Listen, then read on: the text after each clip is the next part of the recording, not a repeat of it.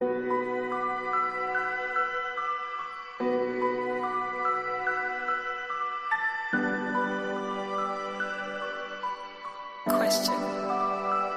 I don't know.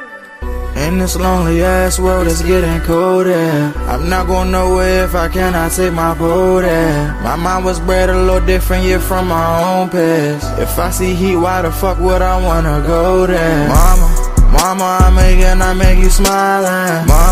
Mama, your little nigga came from wildin'. Mama, always got in trouble, I was shouted. Mama, now I'm staring at shit. Mama, I'm the pilot. Mama, if I want something, I'ma go get it. Mama, swim with the sharks, piranhas, and fishes. Mama, it's so hard down here, God is my witness. Mama, I know where I'm going. Mama, I'm a fan. It's hard not knowing who is really gonna be there for me. I wish you could be here to see me the day I start touring. Shit be on my mind every second when I'm not recording. I'm waking up conversating with the Lord every morning. I mistakenly took the wrong path, I had to rewind. I fumbled trying to move too fast, I had to keep trying. Growing up I got in trouble, told myself to keep lying. So much stress be building up, swear I be needing me time.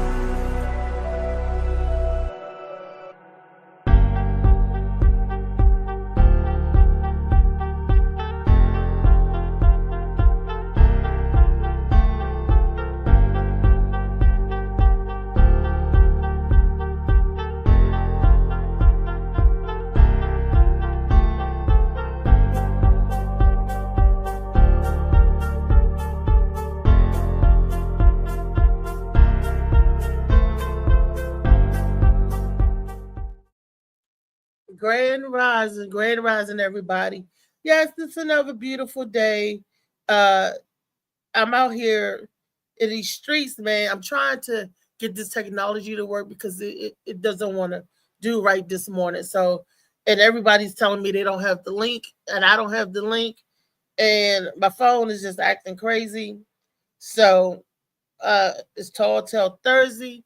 I don't know what I'm trying to do. I'm trying to get everything together. So it's coming in. It's coming in now. Let me see if I can send it out to my friends and everything.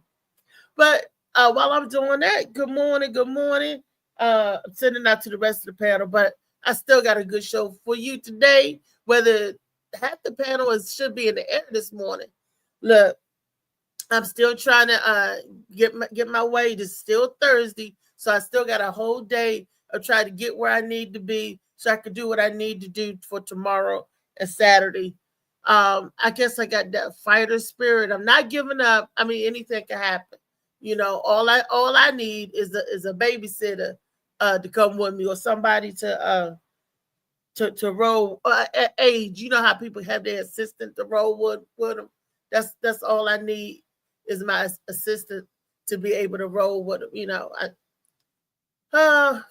Case Sarah, I don't know. So somebody, anything could possible.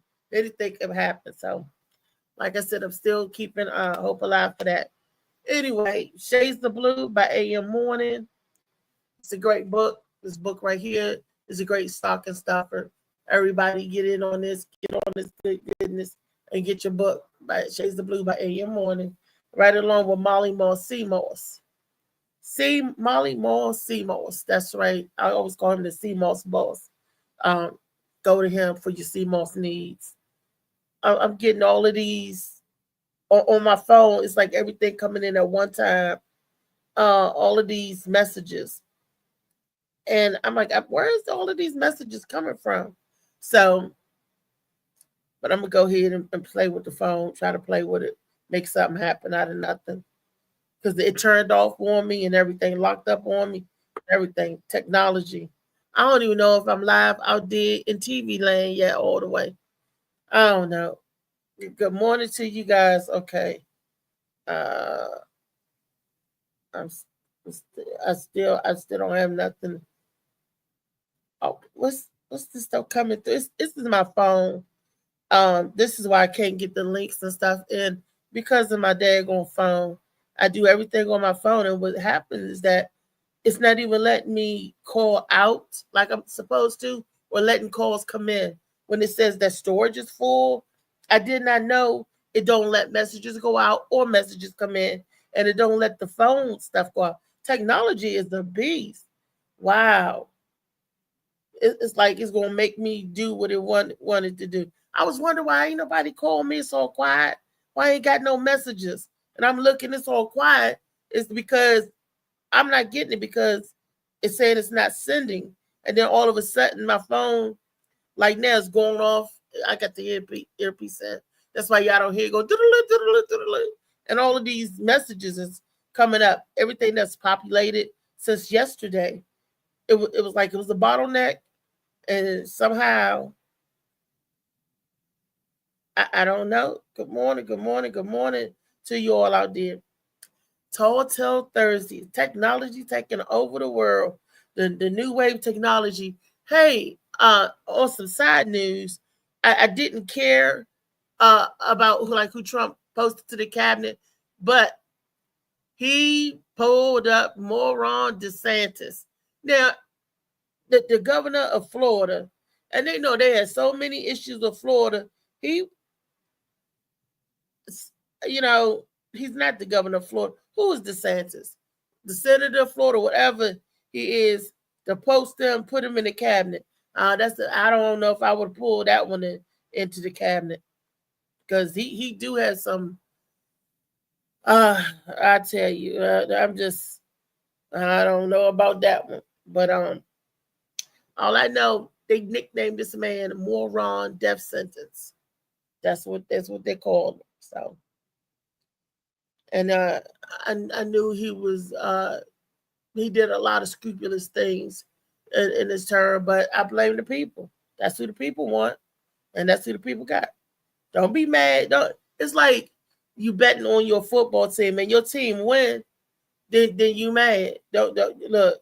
It is what it is. So it's no need for anybody to get mad or get upset about anything. Hey, that's all I'm saying. Like I was in a comedy club the other night, and they was testing the waters out there. They was like, oh, everybody's in here is Democrat. Oh, we all sad and broken up over what happened with Kamala not winning.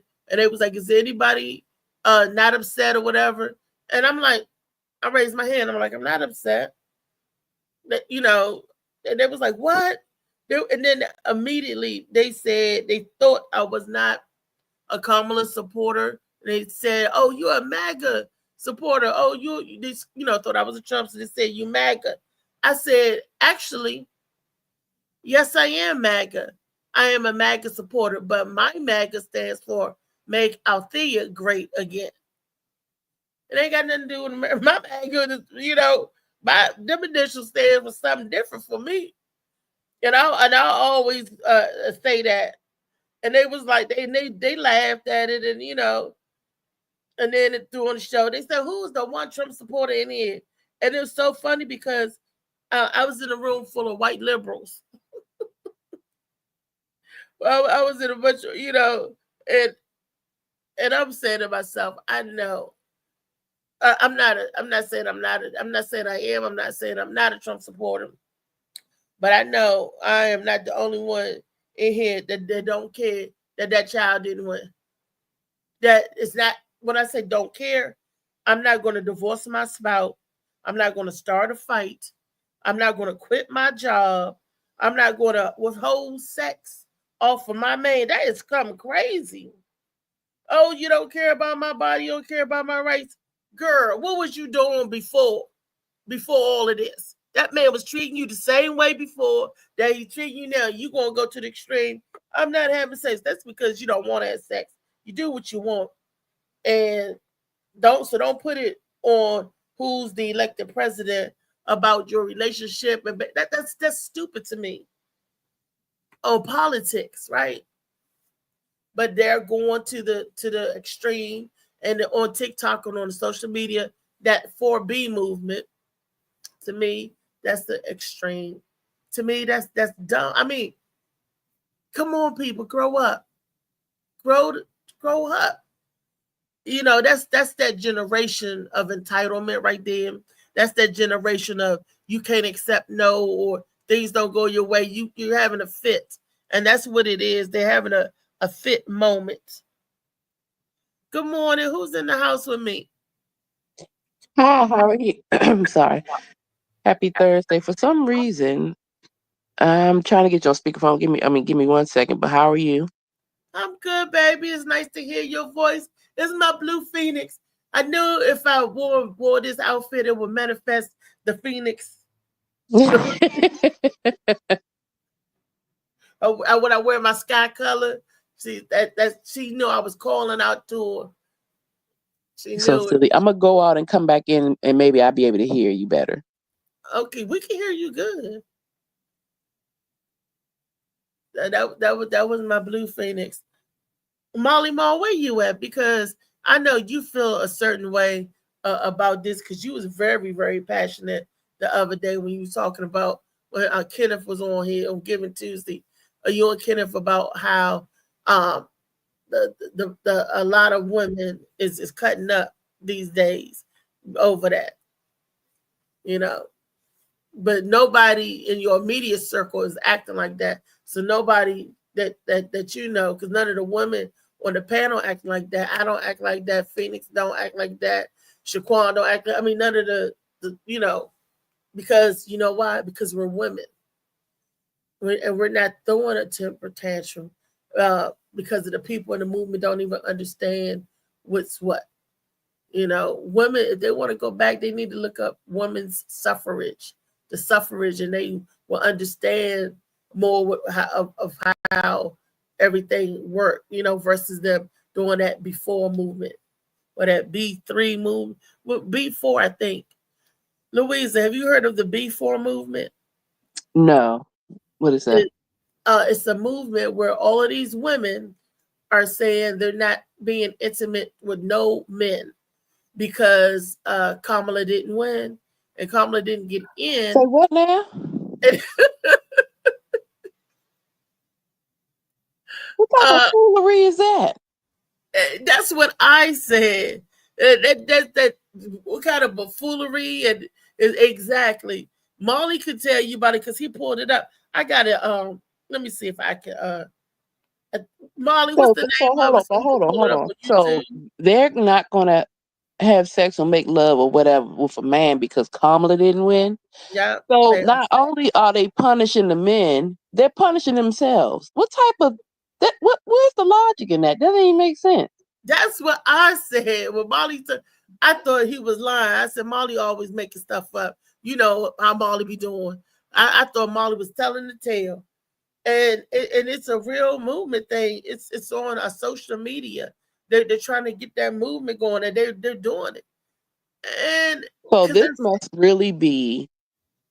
You said they're doing it. Yeah, look, ugly women get the ding-a-ling too. So I don't know if it's them. I don't know. You know it ain't no ugly woman. It's them entitled people. They probably ugly didn't like men anyway. I don't know. But if you don't like the ding-a-ling, you gonna say and trying to get everybody with you. Come on, everybody, every woman in the world. You know that's some crazy stuff. That is a man probably started that movement. I doubt it. I don't know.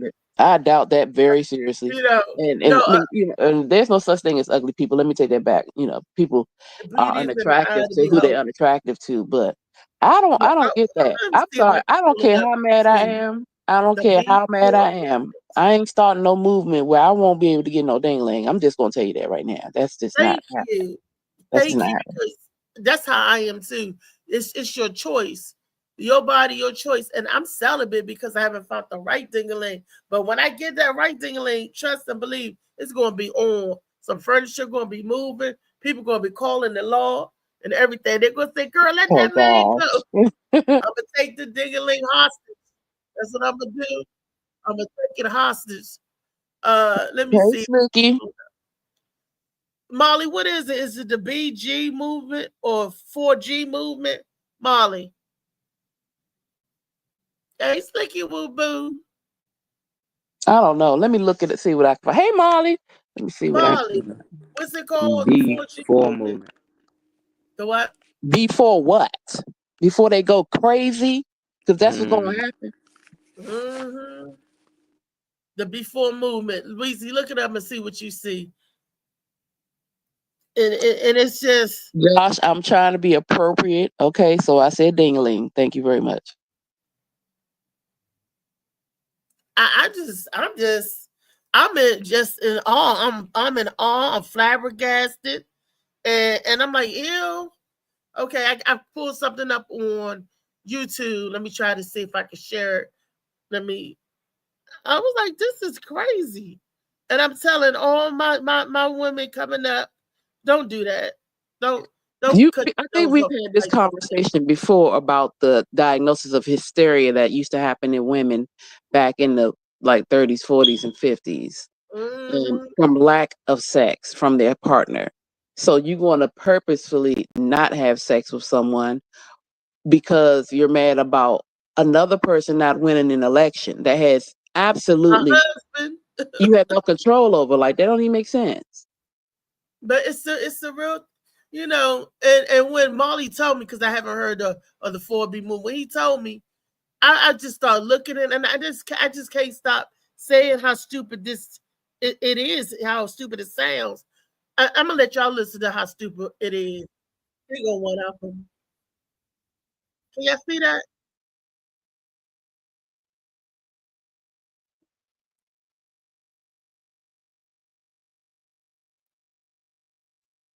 Wait a minute.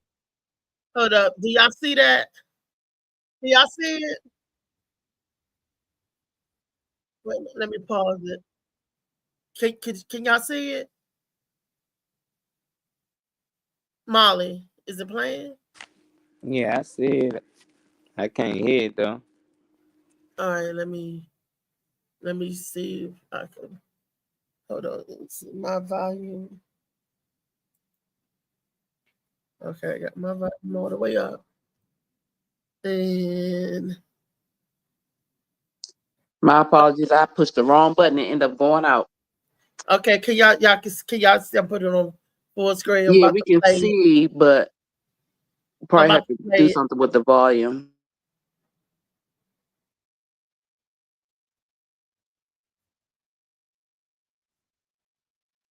Something going on with the volume. We can't hear. Molly, can you pull this up?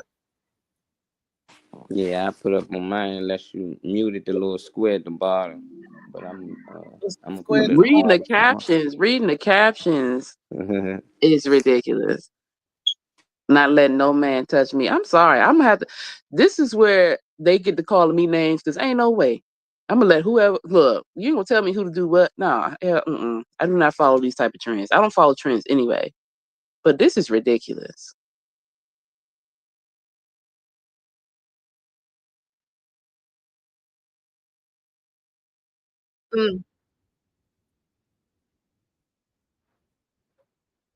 Dating, marriage, sex, and children. That's it before. Dating, marriage, sex, and children. Because of politics. So that's crazy.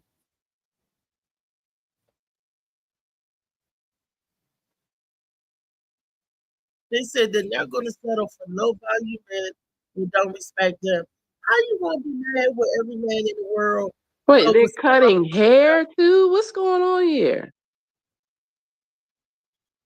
That lady said, "Oh, they're not touching men. I hope that means more for me." This is like, oh right. So what is it? Actually, a fringe feminist campaign from South Korea. The 4Bs, Korean for 4 no's, no marrying men, no giving birth, no dating men, and no sex with men. There's so much pressure in South Korea for women to have kids, and women felt extremely undervalued. So they have sort of banded together to not kind of give into these societal pressures. South Korea has the world's lowest fertility rate. Now, Google searches for 4B surging to record levels in the U.S. as one of its top trending searches in the last 48 hours. Trump's Supreme Court picks helped overturn Roe v. Wade, unleashing a wave of protests nationwide. His position on abortion access has varied, but during the final stages of his campaign, saying states should decide whether the women like it or not. I'm going to protect them. 4B movement. Now, So why everybody going? Then you talk to your states, talk to your local politicians, the people that's in the Senate. That's who you appeal to. Then, because if they're doing it on a state level, then every state is going to have something different. Okay, so from the video, the 4B movement started in Korea because of. Okay, so what does that have to do with Kamala? I said Kamala. Not a dang thing. But the women in Korea will whoop the women in the U.S. asses, because the women in Korea was getting beat by their husband, the police, and men, and getting abused the way they treat their women in Korea versus the way women have rights and are treated here in America. It's two totally different things. And we already know that. The women didn't have rights in Korea. It's sort of barbaric, because you could do anything to a woman. It was like, okay, here in America, no, you can't. No, you can't. Women go to school. Women go to work. Women don't have to be a baby maker if they don't want to. So we are way advanced than the women of South Korea. Would you say? The way they treat the women. Yep. So that's why I'm a little confused. That's what bothers me, because somebody always jumping on the train of something does not know and don't know the foundation of it. Exactly. That has nothing to do with Kamala being Harris being elected. That just doesn't make sense to me. Exactly. And this is, they are dealing with something very serious over there. And though their numbers are down, I'm not, like you said, if they're being abused or being forced to make babies because of the numbers that's being down. Okay, I understand that. There was women in Korea was mistreated before then. They're subservient to their men. Like, for example, a man could be whooping his wife in the streets and the police won't do nothing, because that's their practice over there. That's who put the smack down. If the police see a man and woman fighting here, the man going to jail. See the difference? Shoot, the woman go to jail now. Exactly. And they didn't have rights like that, like working and everything. It was just so different, and it was so 1940s. North or South? North or South Korea? South Korea. Okay. North Korea is a total dictatorship. We know they better be standing in line. You better, they don't have their rights, their free will. Over here, we have rights. We can go to school. We can go to college. We can get a job. We could be anything we want to be. And our husbands or our fathers don't dictate that a lot of that to us. But I think that's part of the problem. A lot of these misguided women don't have fathers or strong men in their lives.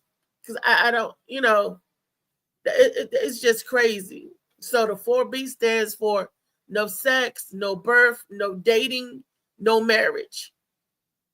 4 B's. I'm not going to date you. I'm not going to marry you. I'm not going to have sex with you. Them. They said they're for 4 years though, just until Trump get out of office, because they felt like since many vote for Kamala like they supposed to, like a good old boy, they feel like they don't deserve no coochie. They don't deserve to even be with a woman. So they say for the next 4 years, they're not dealing with men. They sick of men being put into power and women being treated like the way they've been treated. If they decided to vote for Kamala, their man should have went along with it. And a lot of men feel like it should have been the other way around. Your man feel like you voted for Trump. I feel like y'all both can have your own opinion, But why are they being you should be able to have your own opinion. You should be able to vote for who you want to vote for. It shouldn't matter. I mean, I understand these viewpoints and everything, but what the hell is wrong with these people? They're not. They're not like Leah and Molly. Leah and Molly get on this podcast, and they go to work. They going at each other because they got to understand that both of you have your own opinion. Both of you are entitled to it. There is no wrong or no right in the science thing. That you believe left, she believe going right, or get you there. Why can't we agree on each other's differences? Why can't we say her favorite color red, my favorite color blue? It's like somebody saying that, like it's hot outside. And just because they feel like it's insane, it's hot outside, I shouldn't argue that fuck no, it's cold.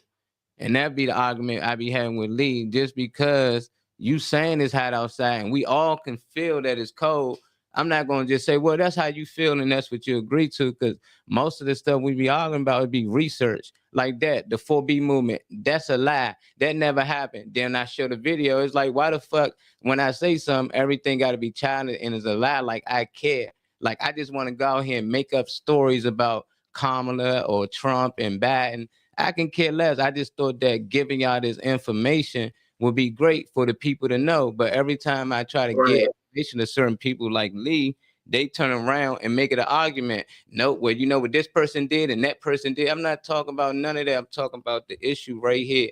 You can't say 1 minute you against girls and boys playing in the same sports and then turn around and say I should vote for it.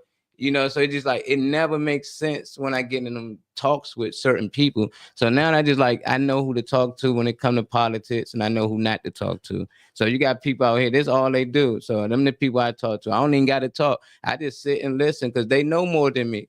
You know, they doing more research than me. But it's like we can't never teach each other and learn from each other. And it might be because of my age, but I don't know. I'm not used to that. I'm used to being able to bounce off each other. Even if you got different opinions, I want to know why. I don't want to say you voting for this just because she black, just because it's a woman. That don't make sense to me. What's her policies? What is she going to do to change the economy? You can't, nobody ever said one thing. That was my one question. What's she going to do for the country?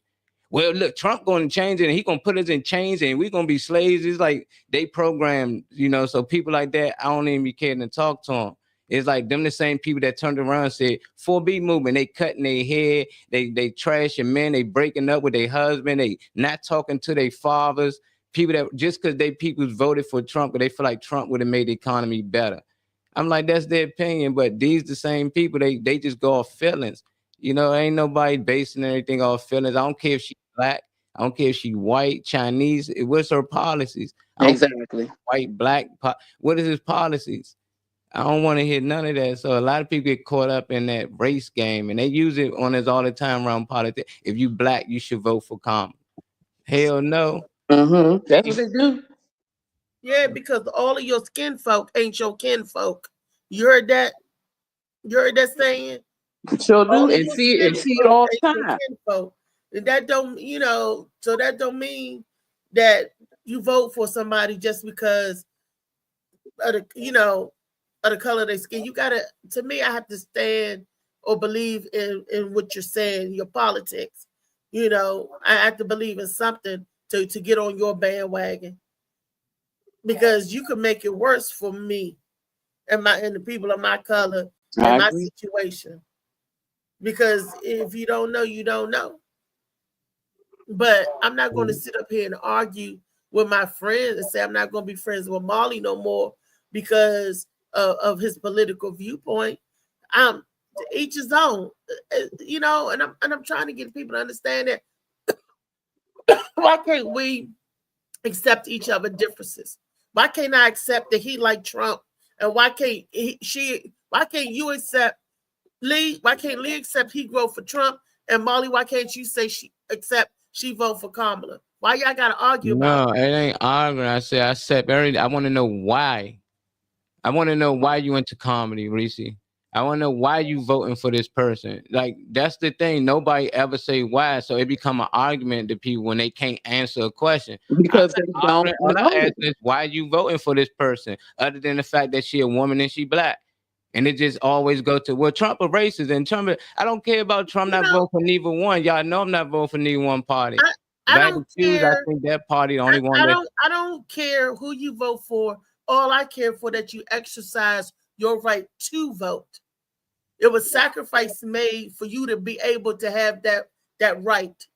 So if you are given a right, don't let nobody take that right from you because you don't like who they are or up in the White House represented. Like I said, y'all could have exercised the vote and vote. We also have the right not to vote. We have the right not to. Exactly. So when you ask me why am I voting, because I have that right to do so. And that's why people are like, well, why you do this? Why you do this? Why you do that? Because hey, people fought so I can have that right, so I can have the liberty to do that. Because had we not had no right to do so, everybody be out in the street. Black Lives Matter. Black Lives Matter. What to show that the Black Lives Matter? The stuff that we fight for is the stuff that this generation go against. We fought to sit in the front of the bus to be able to sit anywhere on the bus. Yeah. Soon as we get on the bus, where we go to? Straight to the back. Because at the end of the day, it don't matter. At the end of the day, it does not matter. Yeah, y'all fought for the dumbest things. You know, like why not fight to have your own bus line, which we already had? Why y'all fighting our own bus line?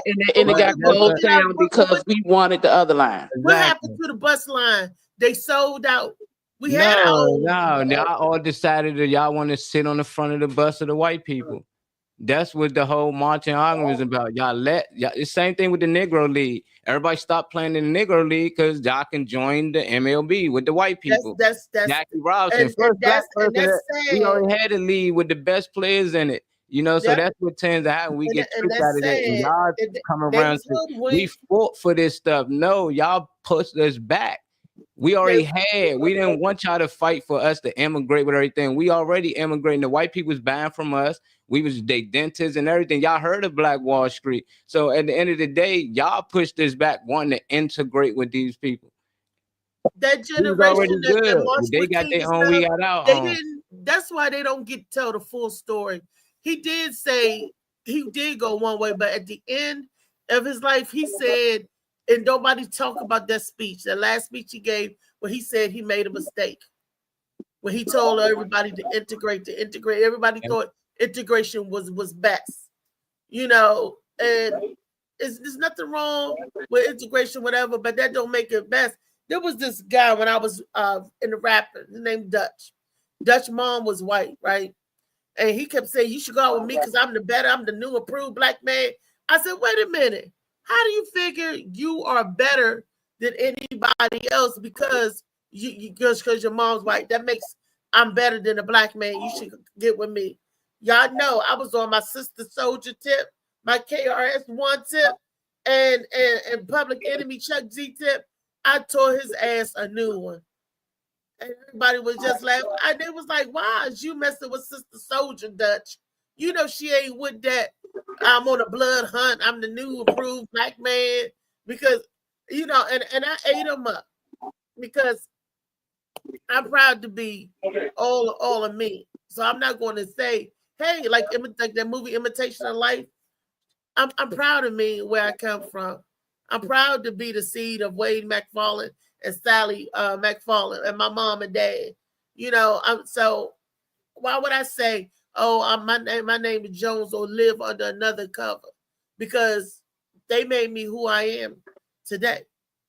I don't want to pretend to get in. I want to be me and be accepted as me, whoever me is.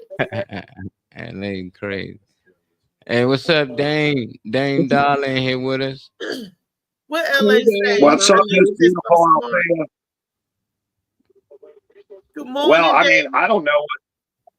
Good morning, y'all. The only thing I can say about that conversation, and I'm just going to go back to the last thing you said.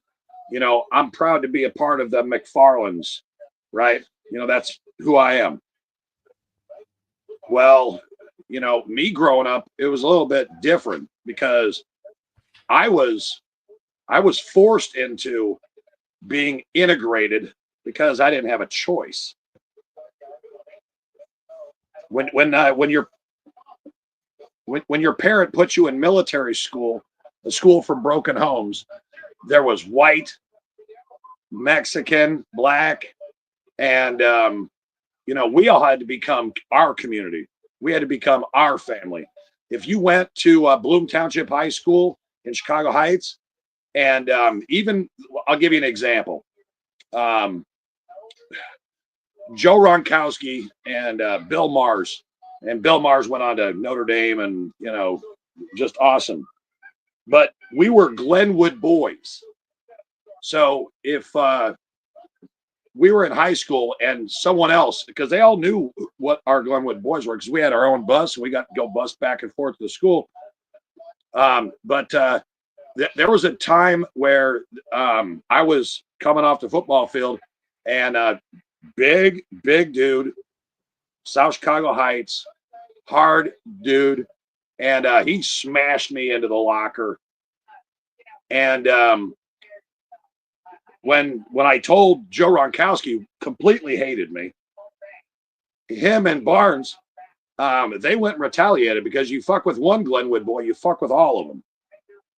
And we were a big damn group, 185 students on campus and 35, high school kids.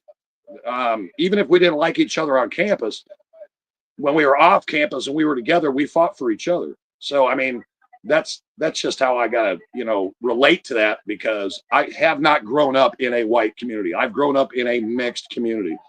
And whether your name is Jose or Jamiroquai or, your name's Damien or Mike or whatever, that's what forged me. When it comes to racism, I just don't understand it. I mean, when I say I don't understand it on some of the bases when you're going back to the past and talking about what was and what is and whatever. No, from the time I was in the 4th grade, I had no idea that I was different. I was a part of something. And that's, I think if we can all get to that part, what you talked about, because I was watching it before I logged on, Althea, why can't we love each other for our differences? Right? Didn't you say that? Yeah. Well, I think we should all embrace the fact. I think we should all embrace the fact that we are just human beings on this planet that spins around, and we should all come to community. I mean, fuck all the dumb shit. All that shit's. I mean, history is a mystery, and sometimes it rewrites itself. And the more we try and divide each other, the more we're going to. And I think that's criminal. I mean, just on a sociological level, that's criminal. You know what, Damien? Division is profitable. And this is one of the reasons why all these different things come out and try to divide us. First and foremost, like you said, you had a wonderful experience of being put in a place where you could be around those who are not like you. So that is a blessing in and of itself. And the fact that you have that experience makes you a better person. When when you're put in those positions to witness and commune and grow a brotherhood or sisterhood with other people that are not like you, it makes you a better human being. You have more compassion. You're able to understand others. And like you said, you don't understand why things are the way they are. If people get together in different cultures, we would love each other better. Well, the thing is, we have to understand that it's not us against us. It's us against them, the government. It's us against those that are trying to turn us against each other. And the fear mongering and the lies and of course, there's always some in each group that do these things that the news or whatever put out there, but it's not everybody. And we have to start realizing that it is not us against us. It's us against them. We have to turn this fake meanness, attitude, falseness, whatever ideology that is put out there about everyone, and turn it to one of those that are trying to get the money. It's all about money. It's all about consumerism. That's all it's about. Yeah. All right, I gotta cut you back up, Dane. Hold on. Go ahead. What you say? All right. No, I was agreeing with her that it's all about the money. And if you think about it, the richest man in the world is worth $192 billion. And his name is Elon Musk. He's a South African who came to the United States, sold PayPal for millions, started Tesla, all that shit. But he is the wealthiest man in the world. So guess what happens in the United States? And this goes back all the way to Benjamin Franklin. That's why the $100 bill has Benjamin Franklin and not a president. Because it is about the money. Elon Musk had the power to just turn a switch and make it happen. And you know how he could do that? Because he's got he's got more money than half the continents in Africa. 189, it's now up to $192 billion. Who has the power? The power is in that right there, the bread. That's why you got lobbyists. That's why you got people talking about how, Kamala, she raised $500 million in donations. She is exactly spot on right. It's about the money. Whoever has the money controls the game. That's sad because you've been to Las Vegas to change the world and the way it looks, the face it looks. But if they just wanted willing to help one another, you know, they could do so much more than good. But greed consumes us all. I got some more videos, Molly. You got some more videos? What? Yeah, we're going to the. I guess what the people saying? DJ Slicky. That's Slicky. You want to know who? What was the make of these speakers in here?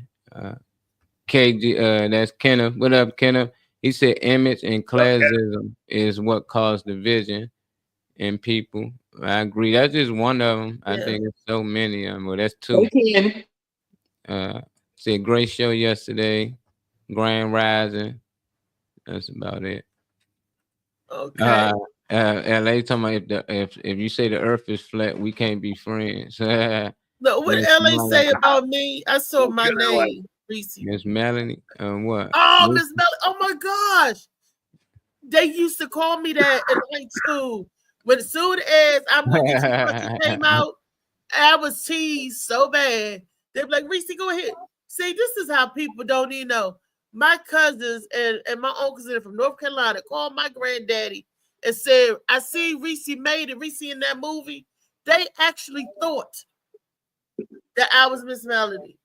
They was like, that's Reese in the red shorts. I'm like, when I saw the movie, all I could do was like, because back then I wore my hair like that with the big crinkle, you know, and that was the thing with the earrings. I was like, oh wow. But everybody got a famous twin. Yeah, Miss Melody would be mine. Yeah, I remember that. That somebody sent that before, said it looked like Reese. And yeah, that was funny. You do look, y'all look alike. She passed early too, in her 40s. Yeah, KRS. So I was so hurt, and I was like, oh wow, self-destruction. But yeah, and because I rapped, and they thought that was me up there rapping. I was like, Hey, Althea, can I just say something about that whole integration thing? Yeah. All right. So I'm going to give you a story. You know, it is Tall Tale Thursday, but this is something that happened to me. In Gary, Indiana, there's Franklin Park. And Franklin Park is where everyone goes to play basketball. Well, I'm 6'5" and I can shoot some hoops. And but when I was a teenager, when I first got there, they wouldn't let me get in any of the pickup games. So when one crowd went down and they're shooting on one end, I'm just doing my little outside shots. I grab the ball, get off the court, and it was a cold November, I remember, and I went out there and I just swept off the court. I got up there early, and well, not everyone showed up that day because it was kind of cold. And I had a big ass Jewish afro. I mean, I got my Chuck Taylors on, my socks up to my knees and stuff. And one of the old school dudes gave me a nickname. Now, ask if this is racist or not. Ask yourselves, actually. So I've been going there, you know, for months. And old school, he goes, hey, man, we need to pick up somebody else. Hey, what about Greg Brady? That's what he called me. Let's get Greg Brady. And then, you know, from then on, we went to run the court. But another white boy name. How the hell is that racism, Damien? Ask yourself that. Damien is a Jew, man. He's not white. He's Jewish. It's a difference. But anyway, the thing was, in order for me to get my inclusion, I had to show, number one, some respect. Number one, that I wanted to play the game. And number three, that at some point they saw my resolve and that they would accept me into their team. And, you know, we went on to run that court for months and months. Come on, Greg Brady, hit another one. That's not racist, Damien. No, no, that's the thing was, that nickname stuck with me all the way through high school. Everyone called me Greg Brady on the basketball court. Well, you could have gone worse. I would have embraced it. I'd be like, Greg Brady. No, I did it right. I did it right. Even one of the jokes I say in my set, I look like Greg Brady and Kramer had a baby in prison. You know, I mean, I still use it today because it stuck with me. Oh, that's what he's talking about. 4B movement. I'm like, what is this video about? He don't understand our humor. Oh, Dame. Oh, Dame understand. Dame is back there trying to hoop with the brothers. You ain't getting picked unless we need another man. Hey, we ain't got enough people. Hey, Jewish guy with the funny bush. You want to play? Dame said, yep. He went out there. He showed them people he can really hoop. From then on, you ain't have to sit back and watch. You know, that's how you get on. 6'5", goddamn. Go ahead, Larry Lock Bird. it in. Lock it in. If I called you Larry Bird, you'd be like, yeah, Larry Bird. Larry Bird, lock it in. Nah, you couldn't take anything away from Larry, man, because you know he was the boss. But you know, to have that nickname, Greg Brady, it actually made me feel really good. You know, because any place I went, if I went to the package store to get some Snickers or the soda pop or whatever, everyone in the whole park area be like, "Hey, man, that's Greg Brady. What's up, Brady?" Like I said, that's not a racist name. That's the character. They're not looking at your color. They're looking at your character. If we give you a nickname, we love you. Yeah. They call my white boy Gasol. They really think that's his name. His name is Brian. I like, but they come from Pau Gasol. When you know they call him they call him Gasol, like Pau Gasol. He used to look just like him. But people really think that's his name. So they said, hey, what's up, Gasol? Yeah, like this nigga name is Brian. And he got black kids. Like my brother's kid's godfather. Like he got a lot of black kids. He did a lot of, so he grew up with us, around us. It just, if he out by himself, he still got that look that can get him anywhere. That boy was working in the White House, everywhere. So yeah, that's my guy.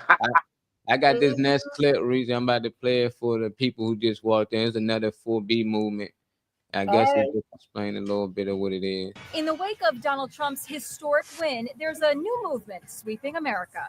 Disappointed women are actually swearing off men. There's no way I am letting any man near me for the next few years. They're saying no to dating, no to marriage, no to sex. Celibacy, at least to me, isn't that hard. And no to having children. Like so many other women in America who have been considering trying to get pregnant, I woke up today and said, nope. Not anymore. This woman is actually shaving her head in protests. It's being called the 4B movement, and women are taking to social media declaring their allegiance. The 4B movement was actually started by women in South Korea back in 2019 as part of their version of the Me Too movement. The number 4 refers to dating, marriage, sex, and children. This movement's way more important now than ever. 26-year-old Alexa Vargas joined the movement 2 years ago and expects a surge of interest in the wake of the Trump victory. So you, in 2022, swore off dating forever. Not forever. We're not going to settle for low-value men that don't respect us anymore. But lots of women are mocking the no marriage, no sex movement. Wait, that woman was cutting her hair off? Oh, bold. Wild. The fact that these crazos are out here, they're like, we're not touching men. I hope that means more for me. Thank you. That was so stupid. She said in 2022. So they lied. They didn't have nothing to do with Kamala because the 2022, Kamala didn't even know she was going to run. So that's some bullshit right there. See, that's what I'm talking about, man. See, y'all find anything to find something, say, that's real. This is real. That was on Inside Edition. That is real. Women really out here doing these things. You didn't listen to what I said. What did I just say? It had nothing to do with Kamala. It had nothing to do with Kamala. They was doing it in 2022. She swore that off in 2022. If Trump get back in office, that's why I said people wasn't voting for Kamala because they like her. They was voting for her because they hate Trump. They didn't even know who was going to be running against him. It's just the fact that if he get back in office, they already knew he was getting back. I did the prediction 4 years ago, right there on my show, the Morning Mac show. You go back and look. I already knew it. So why people are acting all crazy about it? Who cares? the world keeps ticking. The same rights that they was fighting for before this election bullshit is going to be the same rights they should be fighting for even afterwards. If it ain't being met, if you trying to pass the bill, keep trying to pass that bill. So I don't get all of this rhetoric, that's all this fighting bullshit. We got to find where we can get along so we can move along and move ahead. Damn it. I'm tired of them towing the line, towing the road. Come on. Let's get together. Come on, get the ball rolling. Come on, let's play the game. Let's get it rolling so we can go. I get tired of this bullshit. And this is just stuff that's like Louisa said, divide, conquer. Something else. To me, it's crazy. But well, if they don't want to get loved down by a man, that's their damn business. And if this quote unquote movement, don't influence other people. This movement here, though, Reese, the movement over here in the States has no true foundation, and it's crap, and it doesn't make sense. Over there in South Korea, they have a reason. That's how they feel. This is what they've been doing this since 2019. Fine, but this movement right here has no foundation. It's not going to be solid, and they just doing it just because. I'm so sick of these people. That's what I said. Every lady from South Korea should come over here and whoop all of these protesting American women because they're holding their breath. They're like spoiled brats. Did you see what the black lady said? Ooh, good. No more men for them. Man, hopefully more for me. Look, yeah, go on. Althea, let me pose a different question, Althea. Let me pose a different question. What's the question? Because I have daughters. Make sure it's the question now. It is. So you're saying that these women are doing that for whatever reason. Now, what if, this is the question, what if these women are doing that because they want men to come up and, go back to the old school stuff of taking you out to dinner, not just, there was no social media, and actually romancing and trying to coddle a woman to get her attention rather than what we are used to today? That's the question. Because, they're going against what we want. They're saying no dating, no marriage, no sex, no children. And that's the order that we were told to get. First, you find somebody you date. Then you guys get married. Then you have sex to consummate the marriage. Then you have the children. They're going against dating. They're going against being treated like a woman. They're going against everything. But don't you think they're trying to rise them up? Don't you think they're asking the men to come up? Come on, man. Show me what you got. That's not what they're doing, David. I think that's more the question. That's not what they're asking. That's not what they're doing. If you want somebody to treat you right, you tell them. You show them. This is bullshit, okay? This is not what that movement is about. It's not about being treated better. If you want somebody to treat you better, you tell them to treat you better, or you show them by walking away. This is not what that is. This is their way. It's like a power struggle. You not getting this pussy because you voted for that dumbass man, right? This is what I'm sorry. I'm sorry. I'm trying not to go there, but this is what it is. You're not getting this coochie because you did that. That is stupid. If you don't want to, you don't have to be out here sleeping with everybody anyway. Dating is not about sex. Dating is about collecting data and finding out who's compatible with you and who you want to be with. This movement over here in these states have nothing to do with being treated right. If you want to be treated right by a man, treat yourself right, and you show them how you want to be treated. That ain't got nothing to do with it. You want me to? I honestly, I know I'm gonna get some backlash about what I'm about to say, but I think that this was spearheaded by the LGBTQ community. I believe that our rainbow population is starting that movement, because when you're shaving your head, why are you doing everything against the man so you can look like a man and act like a man and be a man? This ain't got nothing to do. This has been going on for years. The aim to take men out of everything has been going on for years. It has been going on. They find every reason to take and to take anything out of it. Now you want to lose the connection. You want to lose the connection with a man. Why? Because you ain't got no goddamn sense. Now, just because your experience with every man you've been with has been terrible does not mean that every man is that way. That's who you've experienced. But it's crazy. Don't they understand? Like I said, they divided us against our men, right? So now we got to beef with our men. They divided the white women against their men. or they already did whatever. Now they got to be, or they been had to be with their men. Asian women, now they got to be with their men. Spanish women, now they got to be with their men. What is the fucking problem? The problem is we act like we don't want a covering. We have so much power, yes, but it is a man's power who's supposed to cover us. And we cover him from the bottom and we cover the children. The problem is don't nobody want to do what they supposed to fucking do. Excuse me, I'm sorry, I don't mean to be cursing this early, but it's ridiculous because I'm sick of the same bullshit. It's always a movement, some type of movement. Somebody got something to say, and at the end of the day, it comes down to division. If a man and a woman is together, right, he's going to look after her. She's going to care for him and their children. That is a household. Right, that is how it is supposed to be. Even if your man dies or you die, he still has somebody, he still has that covering over your children. Or if he goes, you still have covering. But the thing is, it is foundation. We don't have our foundation because we're too busy trying to follow everybody else. It's ridiculous. That's right. We are building, our foundations used to be built on cement blocks or cement bricks, whatever the hell you want to call them. Now our foundation is on mud pies. You went from a brick to a damn clump of mud that's going to wash away as soon as a hard rain hit. It's going to break down and something. You know, we got to get back to the foundation and the nucleus of a family. It's just, could you fast forward 50 years from now? I know I'll never see it in my lifetime, but your children will. Molly may never see it. 50 years, fast forward 50 years, he may not. But that's the life that his children and their children are going to be living. 50 years from now, your little baby ain't going to be nothing but 50 years old himself. So what is it going to look like for him? Did y'all see what Rodney said? Rodney said my wife voted for Kamala, so no dick for her. Hey, we about to start our own movement, Honda 4D movement, 4 dick movement. You want this dick? Who you vote for?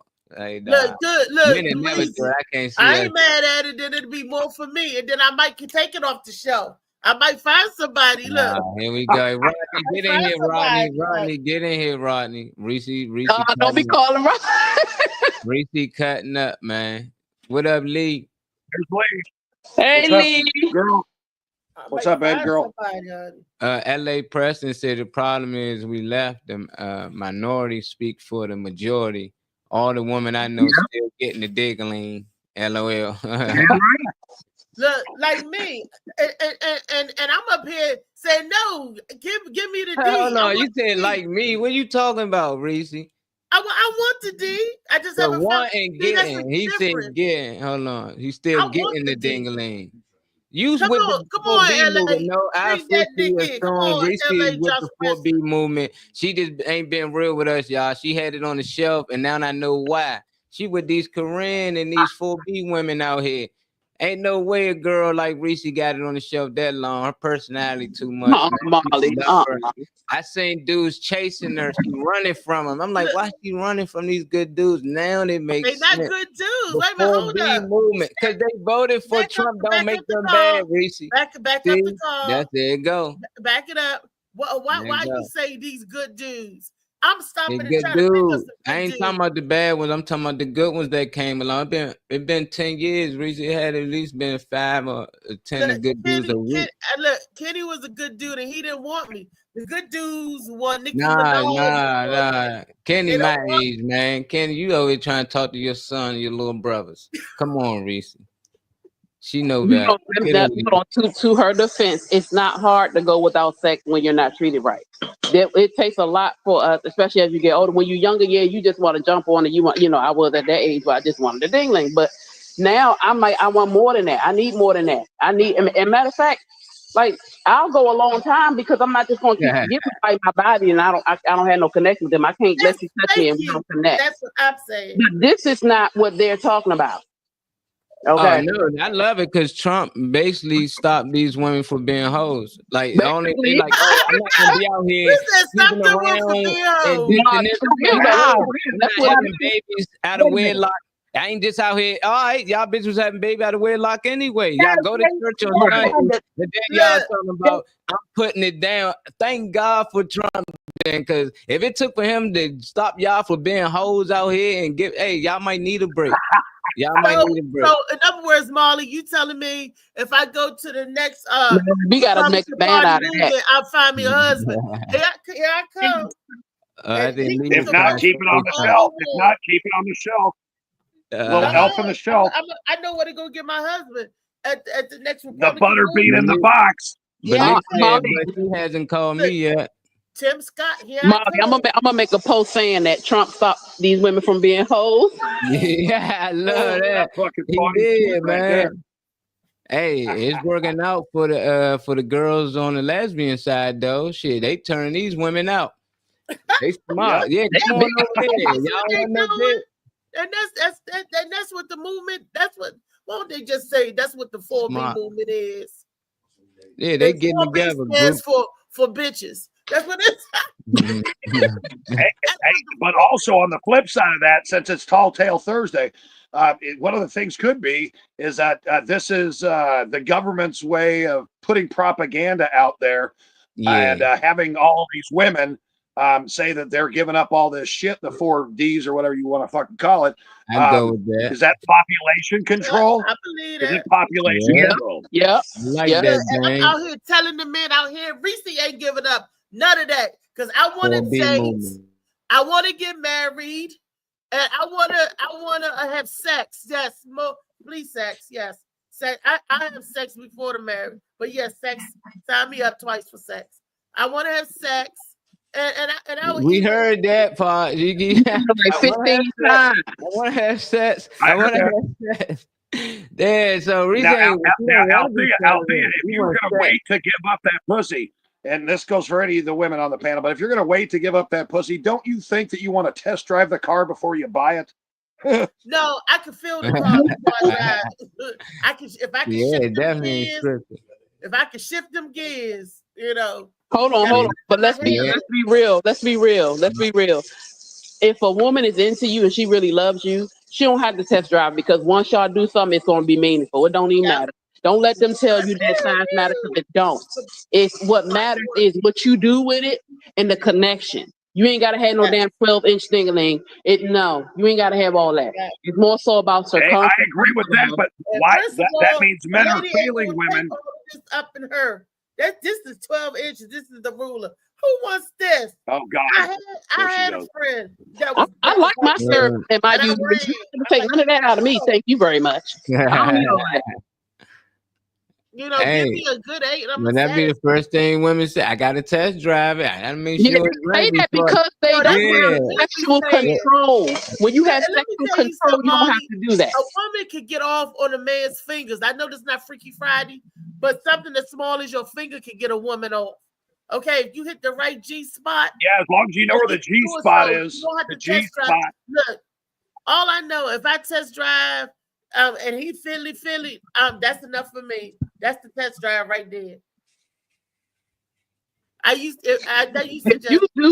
right, it ain't Freaky Friday, but if you put that time and do that foreplay, it ain't gonna take no 30, 40, 2 hours to have sex. It ain't gonna do all that. Foreplay is important, and that's not only physical, it's conversation, it's light touches, it's smiles, it's winks, it's all that. If you take this time and do all that, you ain't gonna need all that extra stuff. People don't want to play games they don't know. I like playing. Y'all know I love playing games. I love playing games. Hey, girls, let me ask you both a question, girls. Do you think it's romantic when you came back from doing chores or working or some shit like that, and your husband has drawn you a nice hot bath and put some of the oils in it and stuff, you know, and say, and here's the towel, and I'm just going to leave you be. Now, when you get done, you got to serve me. First of all, he wouldn't even have to add that last part, because if I come from doing stuff and you give me a bath, you get in the tub with me one, or I mean, it's just automatic. It's just it's about consideration. It's about consideration. Yeah. Even if you just do the chores that I usually do, and I'm like, oh wow, I don't have to do this. That loosens or gives you room to relax when you usually are more stressed out. when people take the initiative and do things that you usually do, that's a turn on too. It don't take much. Hey, Trey. Hey, Trey. He's at the JOB. Oh, sorry, I'm all loud. I don't know if y'all can hear me, but I want to get that I passed my road test. I just took it. Yay! Congratulations! We knew you would. Way in here now. I passed my driving test. Hey, don't forget to post your Just sign. get on here for a second because I can take a little lunch break. Get him, Lee. I just want to see for sure. You on the lunch break? Hey, Lou. Yeah. Make sure you put your sign up in the back window of your car. It said "New driver." Put your hazard lights on. Actually, I did real well because I was nervous as hell with them big ass electrical vans. I was nervous as hell. I ain't gonna lie, but I did really well. You know, I'm gonna still need that sign though. I got a few in the garage. Don't worry about it. Well, I'm still need that new driver's sign. But I got it. Proud of you, man. Congratulations. Proud of you. Congratulations. Thank you. I appreciate that so much. Some bear spray so you can run from them dogs. No, honestly, really, I saw someone with that sign up in their car. It said "New driver, be patient," and he had his hazard lights on. He was doing about 15 going up. I was like, "This got to be a joke. It's got to be a good one." And you helped me. Thank you. Good. All right, Molly, Thank you, Josh. I appreciate it. For the panel, we were talking about the B4 movement and then or the 4B movement. Yeah, that's what you said. What about the 4B movement though? I was just saying. Hey, Molly, is there a man movement where men are not going to give up their dick? Is there a man movement? I'm tired of fucking my wife. Yeah, it's called castration. Yeah, it's called castration. How about that one? Chastity or some shit. No, but they are making a movement now. I was listening to a video that they are having a movement now since women don't have the right for birth control and stuff like that. A lot of men are going out and getting vasectomies. Well, Molly just said, that's good. That's good for the lesbian community with the B4 movement. Molly said it's good for the lesbians. I'm saying it's there. You can disagree. That's their choice. Your lineage. How do y'all feel about? This is their choice. This is their choice. It's not mine. How do y'all feel about? It's not mine. If it was my choice, I'd be like my daddy. I'd have 40 kids. Go ahead. That's their choice. Oh no, I was just gonna ask, how do y'all feel about like mental evaluations? Because I know a lot of people that surely should not be parents and should not birth children or be a man walking around creating children, and they ain't got the best mental capacity. Because if your mental capacity ain't right, I feel like you pass that. You know, obviously you ain't got the capacity to really be a parent, but you also pass whatever's in your head, in your mind, along to your kids. So I'm saying, how do y'all feel about like mental evaluations? Because sometimes children used to help people get it together. Like when my mind was gone when I was about to have my son. I was going through my mental capacity. If you would have tested me then, it would have broke down. They would have been like, no, she don't need no kids. But sometimes children help you get your mind straight. Children help you focus on being that responsibility. It's different. It'll help you. It'll help your mind sometimes. Yeah. Sometimes some children. So I can't say that a mental evaluation you can go on that because you could be two kinds of crazy, but as soon as you have your baby, you can be June Cleaver. Well, I agree with you, Althea, but to Trey's point, I know out of all my kids, because I wasn't in that household that had a mother and father to give me an example. I wasn't. Okay, so with what you were saying, Trey, that was such a good question. I don't think when I started having children at 17 years old that I was equipped to take care of them, other than changing diapers, making formula, getting them fed, waking them up, showing them how to tie shoelaces, stuff like that. But as far as shit, man, when I'd snap on my first old lady, man, they saw that. You know what they do now? They snap.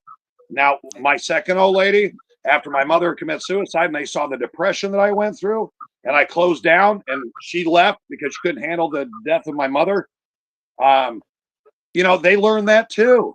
So I know for a fact that what you're saying is valid because I didn't have the mental capacity at the time to recognize the things that I was doing as a man to destroy some things in them and then have to have them question it later now that they're adults. Now they come back to me for advice. And I tell them, well, that shit that I did was wrong. Don't do that. Yeah. They know when I was in prison. Don't do that.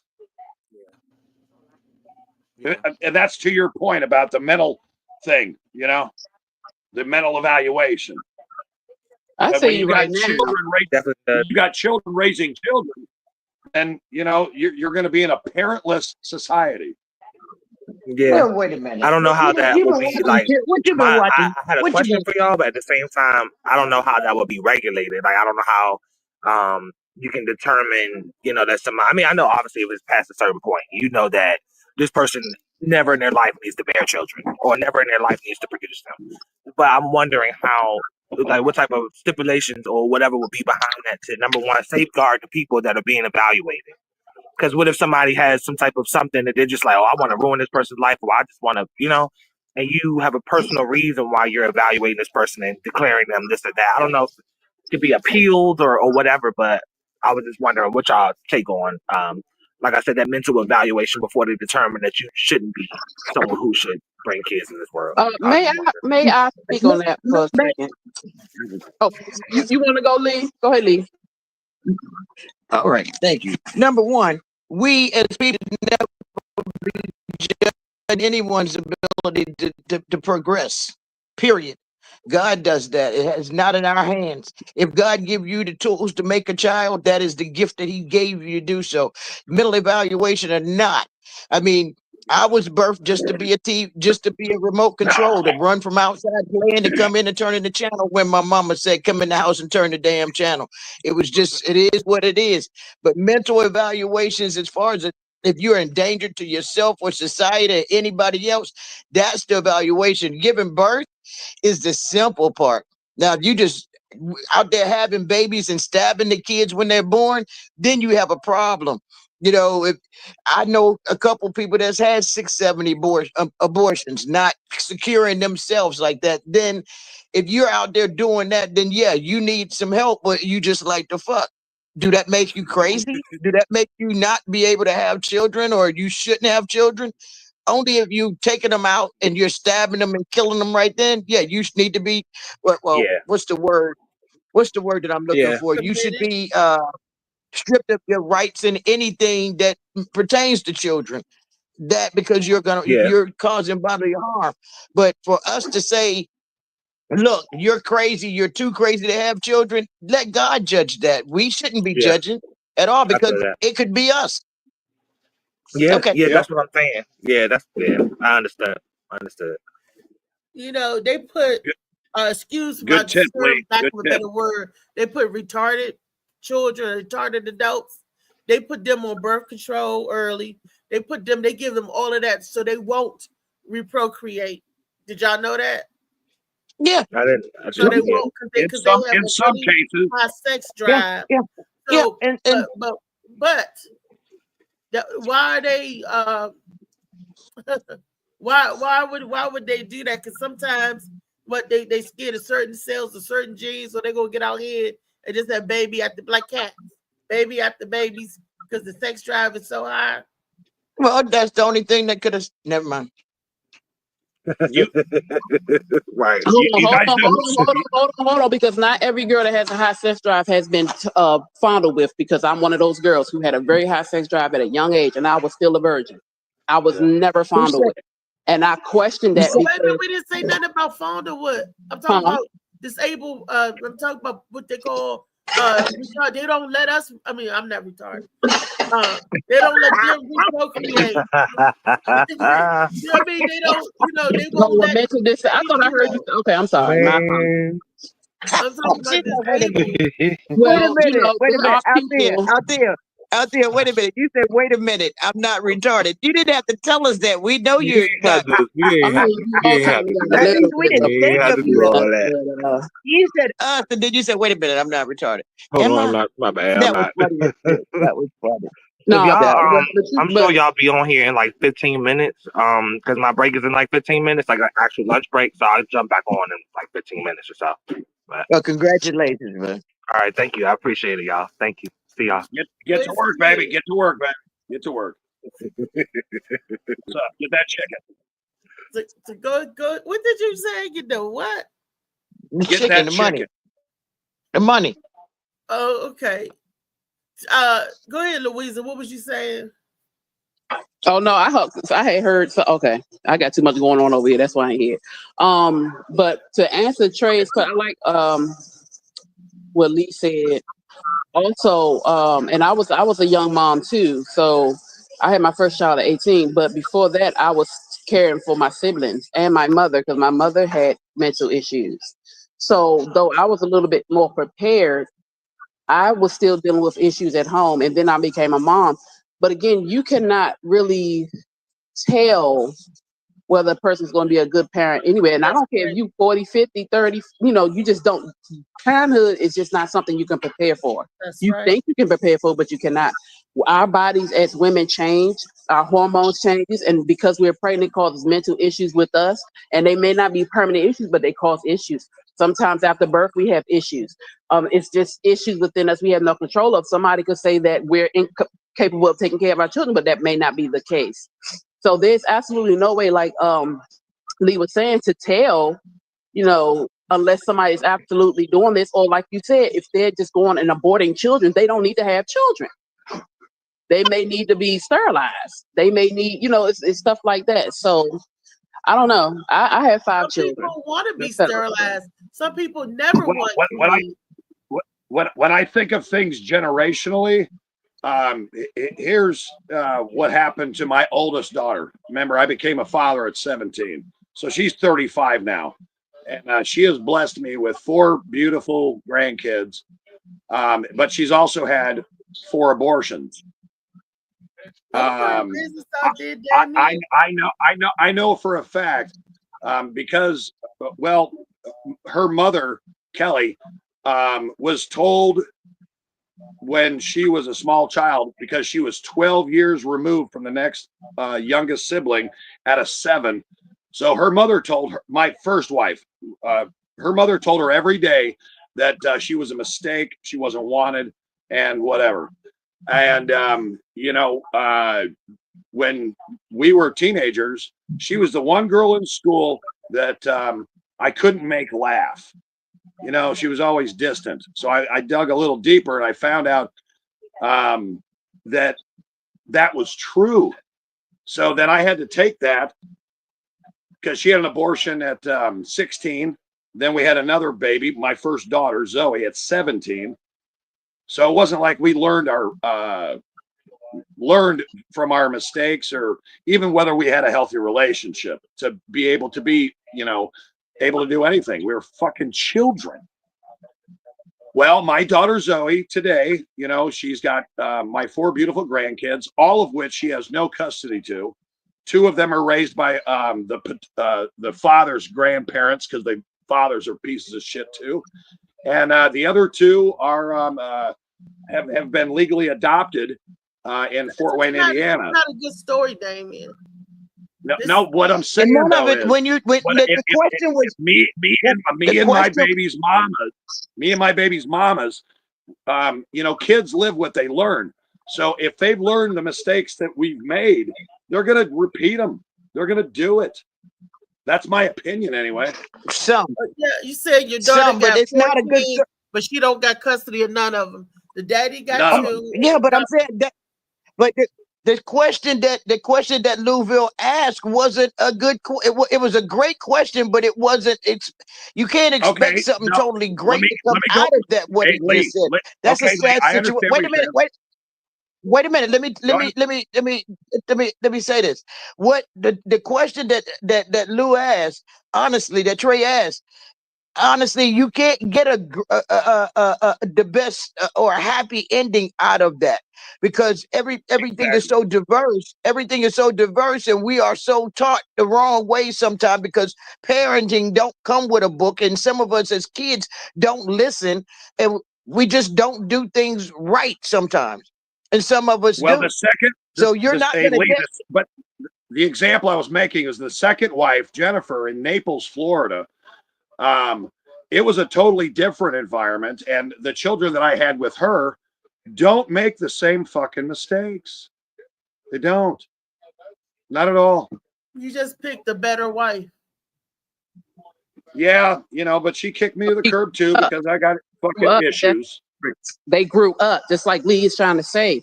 You don't know. It's not better. The life experience and things. You made better decisions. It's not a better. No one is better than we just taught different, and we don't. A lot of us just don't pay attention. We don't listen. We got to be right. We take the simplest things and turn them into an argument when it's not even an argument. It's just a conversation, and we run off with it like children. Our parents tell us something to do.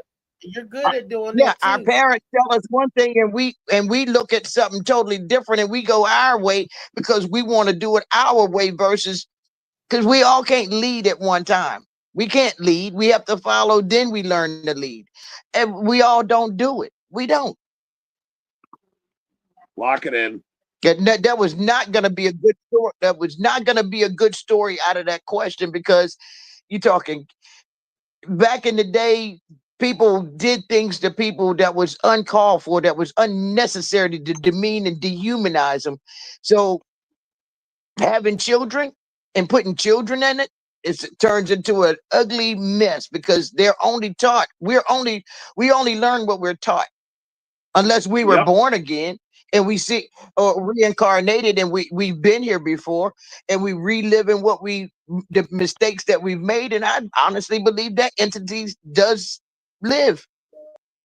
Oh, Look, call me incapacitated too. I'm crazy. I'm retarded. You're supposed to see better. know better. My mom used to say that. Certain things. My mom was big into reincarnation and Buddhism and Taoism and Confucianism. But my mom said this to me when I was a kid. She goes, "You know what, Damien? Whatever you have not learned in this lifetime, you will be brought back. And then you're going to have to learn what you didn't learn the last time." And then she was talking about, it takes 100 souls or 1,000 souls for you to become a complete being. Did you hear that, Lee? Yeah, I've heard that before. Yeah. So you got to come back. You'll keep coming back. You'll come back. I've heard that you'll come back and rediscover, and said sometimes that's be some deja vu. You'll remember it, but you won't remember who you were, who were you, or whatever. But yeah, my mom was really big into numerology. Yeah, I've heard that before. Marley, show the next video. I ain't going down the rabbit hole with these folks.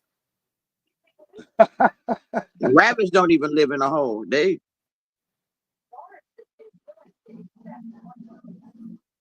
Molly Mall. He looking at the screen now, trying to get it up. Oh. Yeah. What kind of hat is that? Too. It's our joint Twio. This our own company hat. Yeah, I want a hat. Yeah, let us know. Got the hoodies. Everything I got. No, I was just trying. I thought that was one of those like Elks Lounge hats. That's what I thought. Yeah, you talk about the Shriners. The Shriners have the red. What do you call it? Yeah, the Elks. I call it the Elks Lounge. The Elks Lounge. Yeah, Lodge. I ain't go to the next clip right here. We really look like some badass 16-year-old or something. It's the same shit with you. Why are you running up on me like that? Why are you running up on me like that? You are too young to be acting like that. What? You know what? I'm gonna call the police. Call whoever you want I'm gonna call the police. I'm gonna call. You better stop grabbing my phone. You better stop grabbing my phone like you grown. You better stop grabbing my phone like you can't put me out on nothing. Yes, I can't put you out. I said I'm gonna go do what I want to do. This is my house. What? I'll help pay the bills. I don't care. What bill you have paid? Mom, you can't. What bills did you help pay? You mama, I'm your son. You can't tell me where to go. But if you're gonna be running up on me like that, you're gonna get up out of here. Every day I'm outside hitting blocks. Why are you going to sleep with a ski mask on? So why are you posting me on social media talking about? What you mean? Why I'm posting on social media? Because look how you act. It's for real. I don't care. This is for my protection and my safety. It's for my protection and my safety. Get back. Get back. Ain't no get back. I'm not getting back. I'm not getting back. I'm not getting back. Every day I'm spinning these blocks. You better get what? You better get what? Watching this, all I keep hearing in my mind is, I don't need no man to raise my child. I don't need no man to raise my child. I know why I picked this video. Because I'm passionate about that video. I picked that video to share because I wanted y'all to see the point that children needs rearing by the mother and the father. Snatch that motherfucker up. That boy snatch his ass up. Quick as shit. Needed that father, that male figure in his life, the one to tell him, you protect your women. You don't go against your mama. You don't do all of this cutting up. It's hard enough being a single parent, right? And Althea, even if me and my, even if that was my baby's mama and we didn't get along, and I came and witnessed shit like that, I'd snatch his fucking ass up quick. Yeah, but you got to be around to snatch him. And the point that man was making, the women need the men around. You need to be around to help raise these men, become a man. And women, we got to tell these little girls how to become women and not holding their breath and throwing tantrums and stuff like that. Because women do the same mess to their mama. I see girls do their mama that way. But you need both the mother and the father. The daddy's just as important as the mama to me in my life. You know, even though I had to raise my son by myself, I really think that, had his father been there, I can't say. If his father was a good man and learned his lessons and mature, then the product would have been better. But if the father out there wilding and doing stuff, it all depends on the situation. But in that case, that lady needed a positive male role model in that little boy's life, whether it's a teacher, a coach. That child needed an exorcism. Somebody in the street got him before anybody else did. And the mama crazy. Tyree is bigger than me, but no matter how big Tyree is, he know I do crazy mom. I said that. She had to pull crazy mom on that little boy when he was little. She had to know, don't come at me like that. And look what he doing, got a ski mask. Those are kinds that go and hurt their mamas and stuff.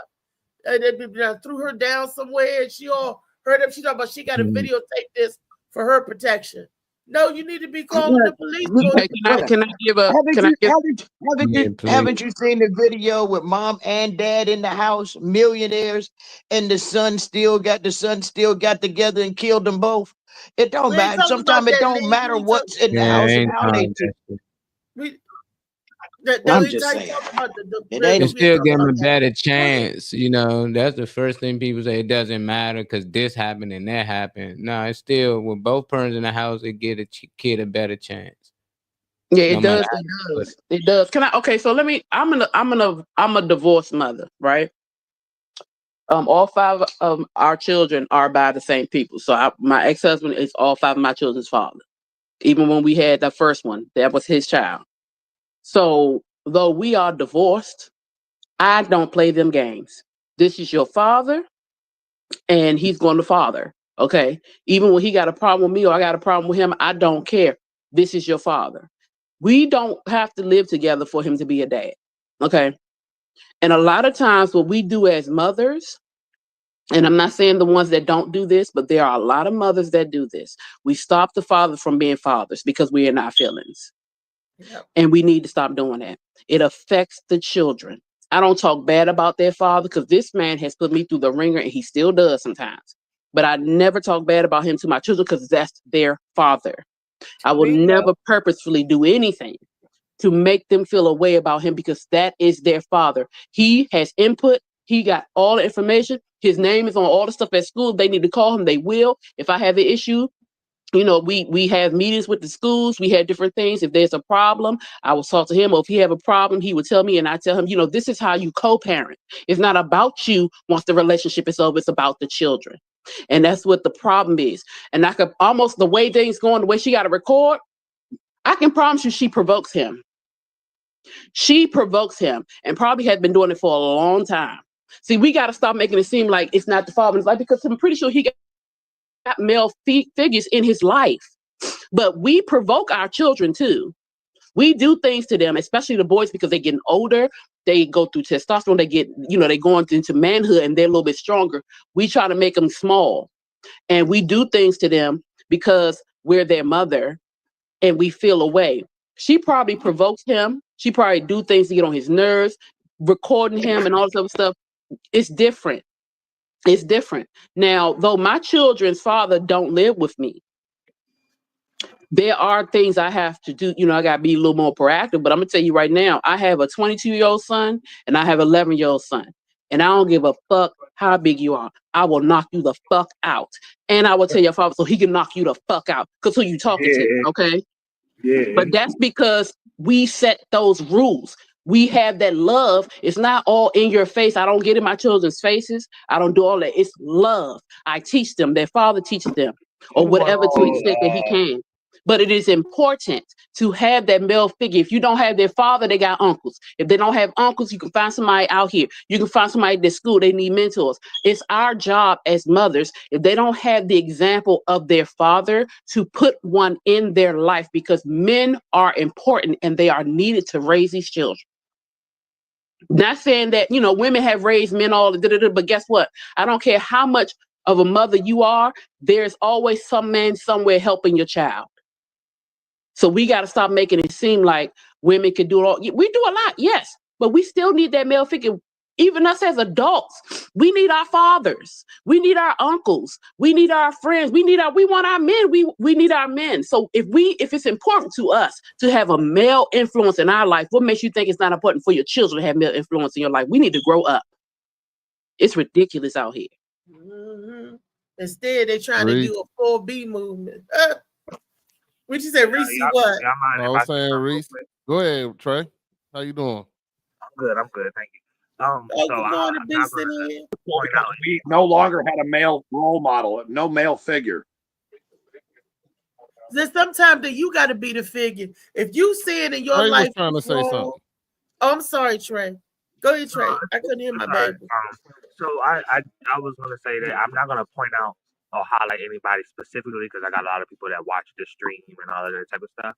But I will acknowledge the fact that when Phoenix was saying something about parents being, whether it be male, female, whatever parent, doesn't matter, but about your parents doing things to intimidate, not even intimidate, but try to get a rise out of you or try to get a certain reaction. I firsthand dealt with that myself. Like I said, I'm not going to highlight anybody specific, but a parent trying to like push up on you, get you to fight them, you know, get you to lash out or get you to respond a certain way just so they have reason to come down on you for no reason. I firsthand, I'm glad to have come out on a different side where I wasn't a crash out. I wasn't out, being destructive or, in response to that. But that firsthand, I can't hear you, Trey. I like just you went out. It's stuff too. So that is all I want to say. Trey, and for the people that don't know, can you tell them what crash out mean? Was that boy a crash out? Crash out is the kids. Okay, now whether you doing something, hold on, let me get that real quick because I don't know the voices. So regardless, if that's somebody who's like one of them AWOL kids, like your motive your mindset is to like do things that are destructive, do things that are gonna hurt your community, hurt the people around you. Like that's some kids you can control. When you a crash out, that ass weapons don't work. Basic discipline, whatever you think you can do, whatever you think is in your power to correct it, you fall past that. Crash outs of your kid is past the point of no return. They need to go to some type of reform school, some type of military boot camp or something. Just like when they say when they call these kids YNs, which is young nigga, that's you when you're a YN or when you refer to yourself as one, you looked at as somebody, or you look at yourself like somebody who almost aims to be a menace or has that persona of a menace. Mm-hmm. Beast, what was you gonna say, Beast? No, I mean, what I was gonna say, when I saw that video, I saw a kid in pain. Yeah. You know what I'm saying? Take away all the stuff, take away the mom, everything, what you call it. I saw a kid in pain that you know, in my opinion, when I see things like that, not to take blame away from anyone, but whether it's a mother, a father in the family, whoever's there in the family, nobody's listening to him. And nobody's acknowledging, and you can tell that by how he's acting, and then also how the mother is, her first response is to pick up a phone to record his behavior. You know what I'm saying? And then to put it online, to me, is another form of abuse. No, it's another form of abuse, because the thing is, the thing is, it's not even about evasion and privacy. It's about how you're treating your son as not a human. You know what I'm saying? Like, you're treating him like he's a piece of property that you need to control, and you can do whatever it is you want to do. You want to record them and make videos and stuff like that. Like, whenever I see those videos of parents disciplining their children online and showing it to their friends, saying, "Oh, you know, this, that, and the other," that's, to me, that's just another form of abuse. You know what I'm saying? Because because you and you know, that's not how you raise a child. That's not how you discipline the child. And then the other part about it is that it takes a village, because I wanted to say this earlier about this whole movement and everything like that. Let's get something straight. It takes a village to raise a child. That is a very true statement. Your child will be impacted by more than just you. No matter where it is, whether they have a father, don't have a father, there's still going to be other people that's going to impact your child. And you have to put your children with the right people. You can't leave them with the wrong people. If you leave your child for the streets to raise, the streets are going to raise them. It's that simple. You know what I'm saying? And then you are surprised by how your child's acting, but you let the streets raise them. You know what I'm saying? Yep. You didn't interact in it. You didn't take them to that good uncle or that good grandfather or whoever, or grandmother or auntie, all these people were here. And even if you don't have that, get some good friends. Like, it takes a village. And the other thing, the last thing, like I said, this kid, to me, he needs someone to listen to him. Because instead of recording, talking about, I'm gonna call the police, Lord have mercy. If you call the police on your children, you might as well give up, in my opinion. You remember I shared the video a couple of days ago. I was telling you how they called the police and they let their child get locked up, and the child ended up getting killed in police custody because they was with the criminals. Look, and like I'm saying, I'm not saying there's not a reason. There's never a reason to call the police, but on your own child. But I mean, it's definitely a lot more other steps that could be taken before that happens. You know what I'm saying? To me, that is like, you are in danger. And like I said, if you're in that with your own child, then there was many steps that were missed way before now. You know what I'm saying? And even like this, when you're recording your child in this situation, there was steps that had to be missed. You know what I'm saying? And that's not on the child, that's on you. You know what I'm saying? That's on you. And don't get me, and I don't believe in that, oh, you just got a bad seed child. No, every child represents their environment in their childhood. That's exactly what's going to happen. We all still have traumas from our childhood.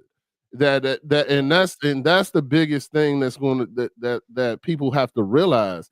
So if this kid is 16 and he's acting up, he's got some trauma. There's something there that needs to be discussed. He needs to be listened to. He needs to be talked to, and this, that, and other. And that don't mean, like I tell my kids all the time, we ain't gotta agree. You know what I'm saying? But let's get something straight. No matter what, I'm still gonna love you at the end of this. You know, I've had times when my daughter has lashed out and this, that, and the other, and all I did was hug her. And don't get me wrong, she said some things that was hurtful to me. You know what I'm saying? But I knew that she was in pain, so I just gave her a hug. And I didn't respond to that because I knew that this is just her figuring her own self out.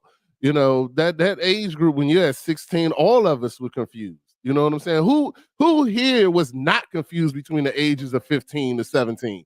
Between those ages of what you call when you're getting into becoming your own person. I don't believe there's not one 17-year-old that knows what the fuck they're doing. You know what I'm saying? So it's your job. Age and we barely know. Sometimes there's 27-year-olds that don't know what the hell they doing. Still don't know what they're doing. So you know, I get that. That's a given and everything. But like you said, that there was some steps missing, because if you don't get your children the proper help they need when they're little, guess what? They're gonna be little kids jacked up, they're gonna be jacked up adults. And the abuse is gonna go on if you don't stop, if you don't break that curse. That's also a curse. Yep. But you have to take accountability though. If you don't look at yourself and see you are missing, something is missing, this is going to continue to happen. Like I said, I have 5 children. That's 5 different personalities. I am checking myself all the time because I feel like I'm failing all the time. It's, you know, 1 minute somebody got this issue. 1 minute somebody else got this issue. Why this person not doing this? Why this person not doing that? I don't blame them. I look at me. And I have these conversations with them. Well, what is it that you need? What are you feeling? How's it going on? And then when I'm by myself, I'm like, what am I not doing? What I need to check myself? I'm constantly checking me. Because like Rodney said, I'm the parent. I'm the one caring for them. It ain't you though, Weezy. I know it's not me, but I still need to check myself to make sure it's not me. I do that. I don't care if all I did was walk in the house and say, hey, everybody, and everybody got an attitude. I just got in the house, but I'm still going to check me. What happened before we left? What happened last night? Did I say something wrong? Did I not sing to them, or did I not do something? It's something that I always check myself first, because again, I'm not perfect. Nobody's perfect, but I could have said something that may have triggered them. My son is a perfect example. He'll come in the house. I'm like, hey, Ty, how was your day? And he comes in with an attitude, but it's not with me because I didn't work with him. I wasn't the one that didn't show up. I wasn't the one that didn't do something right. His attitude is not with me, but because he home and this is his castle, this is where he dumps at. When stuff don't go, when I said, Tyree, what's wrong? He was like, it don't matter. You can't help me. I said, well, tell me the story. Maybe I can, because it's something will work, whatever. I said, just tell me the story. Maybe I can offer some suggestions. And then sometimes he'd be like, Mom, leave me alone, and I'll leave him alone. Or sometimes he open up and tell me. But I let him do him when he feel like doing him. But sometimes I have to snatch his ass back because his attitude be so stank. And I be like, wait a minute. I didn't do nothing to you. Sometimes I have to check him. Check yourself. Check that bullshit at the door. Because I ain't the one who caused whatever it is. And you ain't going to come in here and dump on me and disrespect me. And but I think that's the reason. I think that's the reason why that comes into play, because, and I'll give you an example of my aunt.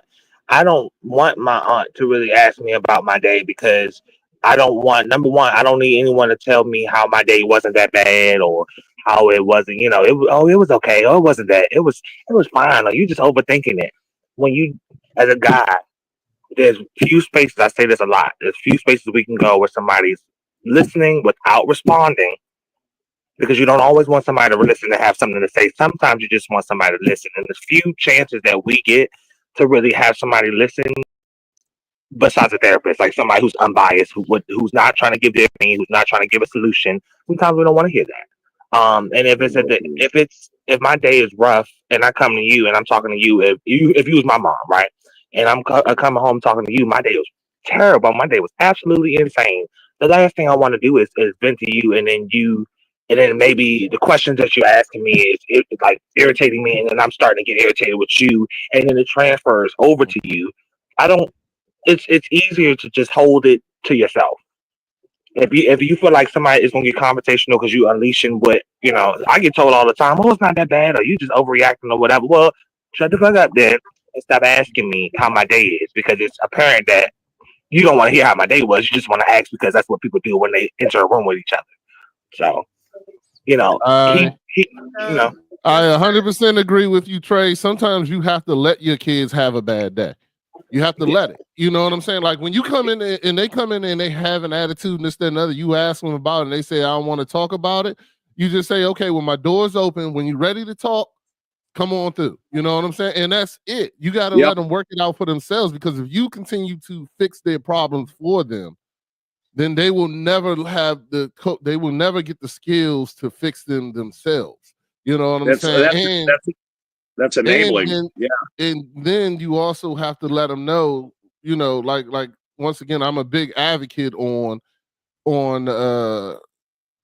showing your kids that you can argue and still love each other. You know what I'm saying? Like, I don't have to agree with you.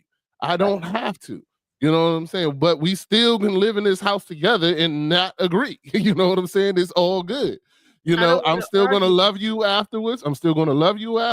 None of this means anything.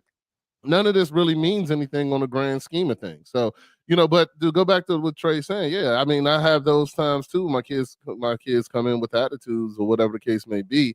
And at one point in time, I used to force them to tell me. Now I'm just like, nah, I'm good. I'm like, look, well, my door's open. If you want to talk about it, come talk about it. If not, then we'll keep on moving. What's dinner? You know what I'm saying? Let's move on. The thing is, leave work at work. Address that though. If you come in like when I was working and at the Tyree, I was like, Tyree, I need a moment. I had a bad day. You express that with words. You express like, Mom, I had a bad day. And I'm like, I need to alone because I know I had a bad day. You can't really tell somebody how to express themselves. Yeah, men don't really do that. All you got to do is tell what I'm saying. Tell me I had a bad day. I ain't tired. How was your day? Don't say nothing. Slam the door. I'm like, okay. Well, you're not going to disrespect your parent by entering their home and not speaking, period. Now, we're not going to go for that. Yes, they do. Louisa was sitting right there. No, I'm not saying it doesn't happen. I'm saying we're not going to go for it. Right in the room and walk right which one is he? I'm confused. Is he your child or is he another adult? I'm confused. Because it sounds like a roommate. Roommates can do that, not your kid. I'm still the mom. I still gave birth. It's going to be respect that needs to be given. Period. Well, give him the respect of having a bad day. Give him that same respect. Give him respect of having a bad day. That don't mean nothing. So let me ask you something, Reese.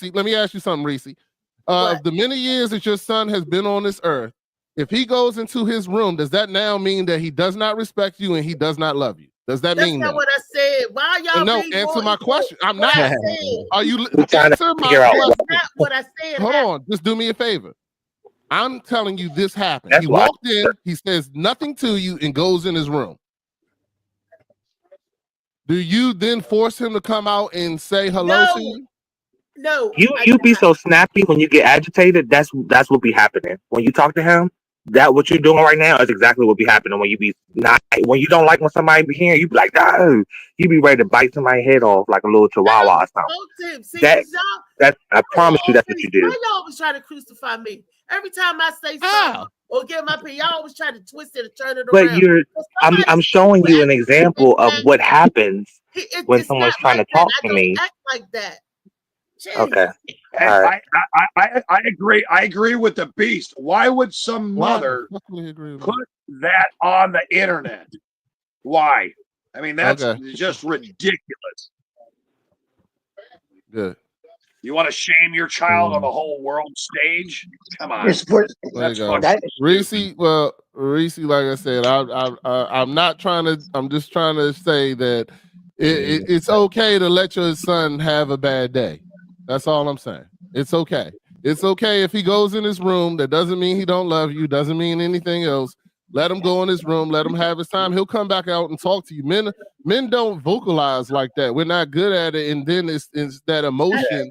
Sometimes that emotion don't want to be. Well, damn, you can't know because I didn't finish talking. Yeah, You couldn't know it. You couldn't know it because I didn't finish talking. So tell me what you know, since now you said you know. I know that he has a bad day, and when he comes in like that, I don't say nothing to him. And you're right, he does eventually come back out and he talk. I leave him alone. I give him time to decompress. And I'm not lying about nothing because Louisa has said right here and have seen it. She's been here. And nobody's calling you a liar. Nobody's saying that you're a liar. We're telling you what we're receiving. Just like if you were my mom, you feel like my mom. Honestly. So if my mom watches this live right now, that's what you make me feel like when you respond. Or my aunt or anybody, any of the women in my family, honestly, when y'all ask questions and you don't like something I said or something that I said isn't as serious as you think it is, nobody needs that. You don't want nobody telling you, oh, it wasn't that bad, or I don't like the way you said that, or when you talking to me, you talking a certain way. Boy, you see, I'm having a fucked up day. That's probably why I walked past and didn't say much. Now, I wish that there was something that you can do, because as a parent, I would be trying to do something that I know my child maybe enjoys or they can come home to, and that could be a stress reliever or something to help them unwind. They can do it solo, do it by themselves, but something they can come home to kind of give them that woosah, because you do visually feel it. I can be in another room and you can feel that I feel angry about something. So you don't need anything verbal for it to happen. But it's like you want the gratification for yourself as a respect thing, or maybe as a parent, that he needs to say something to you. I think he needs to speak, because I don't think anybody in here was raised on entering a space with other people in and not saying nothing at all. I don't support that. But let it be minimal. Even if he does the head nod or hey or whatever, let it be. But you feel it, you already know what it is. So what are the things that unwinds him from feeling like that? Like you said, he already comes out and talks to you a little while after, so you kind of know when it's one of those days. But it's just the responses. You just gotta watch the responses as much as you can. I can feel the care. You can feel the love. Don't take it personal. Yeah. Take it personal. Beat his ass, Reese. It ain't work. I was already programmed, Reese. If my mother say anything at any time, I gotta listen, But I had 5 brothers that would beat the shit out of me. I had uncles that would take turns. I used to get whoopings for the same thing about 10 times. They're like, oh yeah, I heard you did it. I'm like, yeah, but it don't matter. The next person. So having a man present always work. If not, the bum boys will walk over you. If you allow him to do that when he was 6, 7, and 8, 9, and when he get grown and older, he not be the same way, but just even worse. Like anything my mother said, I stopped and did. I could have been right here on the live right now with you. My mother would have texted me and said, I need you to come to me right now and go to the store and grab me something and come. I would get off this damn live and go, because I was programmed like that to do it. Anything she need, I got you. Like you gave me life, but it been times that I shout out at my mother, just like that little boy, fuck everything, throwing shit in the room. And she just sat there with me and hugged me, so it was, I can see that look in his eye. He lost somebody. Like when your friends getting killed, when you're in your teens, it's a different feeling, so you got a lot of people, they grow up, they don't know how it feel to lose friends at 13 in the streets, 14, 15, 16, and then you constantly losing friends, you get numb to it. But you need your parents for them times. Because them times, I'm back on the block with my friend. Fuck that. We need to get back. And that's how I look like he doing. Fuck that, I'm out here every day. Because you come here crying, you ain't got money. How we going to pay for this? How we going to pay for that? If I hear that, I'm going to go get the money. If we 16, we feel like we men. Definitely if ain't no man in the house, I got to be the man now. I got you, mom. But she putting the cam in the face, making him look like he wild. But he like, our situation. I'm going out here because you can't pay this. She ain't try to speak on that, so he out here doing, but it looked like he lost a friend recently. It looked like somebody he know possibly got killed, and they just out there. He just going through it. He needs somebody. So that's what I think. He was playing victim. That's what. Yeah, pain. They're covering his face. He's trying to hide. That was what I was. That's what I was leading up to. That's exactly what I was leading up to. That boy, he looked like somebody got killed right next to him, someone he cared about, or someone went to jail. You never know. You got to listen to your kids, and this is not something that the first time I've said it. You got to listen to your kids, and it starts at home. So, kudos. That's what I was trying to say earlier, but yeah. I mean, but you got to. I was always raised when you walk in the door, you say hello, regardless to how your day went, and then you go in your room. Like my kid, when she would come in and upset about something, and I knew that she was upset because she didn't. It wasn't her. That was not the way she reacted to. When she come in, give me a hug, go to her room. She had a computer in her room back in the fucking 80s. So I mean 90s. So she had what she needed. But then when I go, I don't feel like talking right now. Could you please give me some time? I'd go in there with some ice cream. You know, hey, baby, here you go. I got you some ice cream, some comfort food, you know, some cookies, you know, just to make her day. Something, just do something nice. My stepson, the same thing. If I knew what they like, their comfort food. If I saw them having a problem, I'd go in there with some comfort food for them. You know, you want to be miserable, eat this. We should make it better. Yeah, you know, and I do that with my son. And I don't antagonize Tyree. Do I get on his nerves? Sure, I do. But I don't antagonize. I'm not an antagonist. Well, yes, I am. I can be antagonistic, but I don't antagonize him. And I know he didn't eat. I fix his plate and carry it to him. And when you come in with a funky attitude, and he'll grab the plate and say, "Thanks, Mom." I'm like, "You're welcome." Tyree, come and eat. I cooked dinner. Come in, you know. And that's why I do prepare food. I do have a meal wait for him when he get home because I know he's hungry and he's tired or he haven't ate or whatever. I know that's there somewhere. So I do. And I know his job that he got now is being his position. It's demanding and frustrating. Sometimes I see my child at 4 o'clock in the morning to get ready for work. I see him going to sleep after 11 o'clock. I hear him in the meetings. I see this. I was in corporate America before I became sick and disabled. I ran my own business, so I know. That's 6 months already. So maybe that's why mine. Trey. I'm trying not to even laugh, but as soon as I'm ready. There's one thing I know as a father, since we're talking about fathers, there's one thing I know as a father today is that my kids can come to me anytime they want. Like he said, my door is always open to my children. And they're 35, 34, 25, 24, and then I got fucking 8 grandkids. And their door is always open as well. The thing that I have to always do is be honest with my kids. You know, because when I was a teenager having children and in my 20s and stuff, man, I was, you know, not really that concerned about the woman in my life. I was totally concerned about my kids because I was a single parent before I was 21 with 2 kids. So now my kids that are, you know, they're all grown now. But they come to me now, they ask me for advice, and I tell them, you know, just don't do what I did when I was your age. Can I say one quick thing before I get off of here and go back to class? Okay, so one thing I want to say too is that make sure, and this is for all parents, and this is for all, I mean, you know, aunts, moms, uncles, aunties, fathers, whatever, brothers. One thing I witnessed firsthand too is 2 things. A lot of material things were placed in front of me to substitute what my family members did not do. So a lot of the times when I would talk to friends about certain problems they would have, it would kind of make me shut up. Or even when I try to talk to my family members about certain problems, it would kind of make me close my mouth because of the perception, oh, you have the latest shoes and you have the video games and you have the clothing items that you see them kids over there, they be asking for this stuff and you got it up.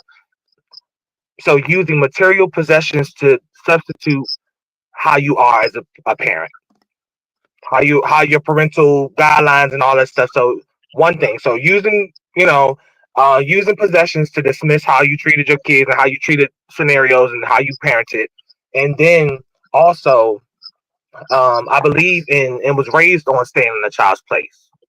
You know, my mom is half my size, and if she, just like Phoenix said, if I were to get out of turn at this age, I'll still get knocked down just the same. So I do not play with my mom. I do not. Y'all seen her get on here once or twice. I do not play with my mom. But at the same time, when it comes to parents, make sure you're not devaluing your kid. Keep them in a child's place without dismissing them. Because what a lot, I'll say, you know, even if she watching this shit right now, I'll say that a lot of what happened was devaluing.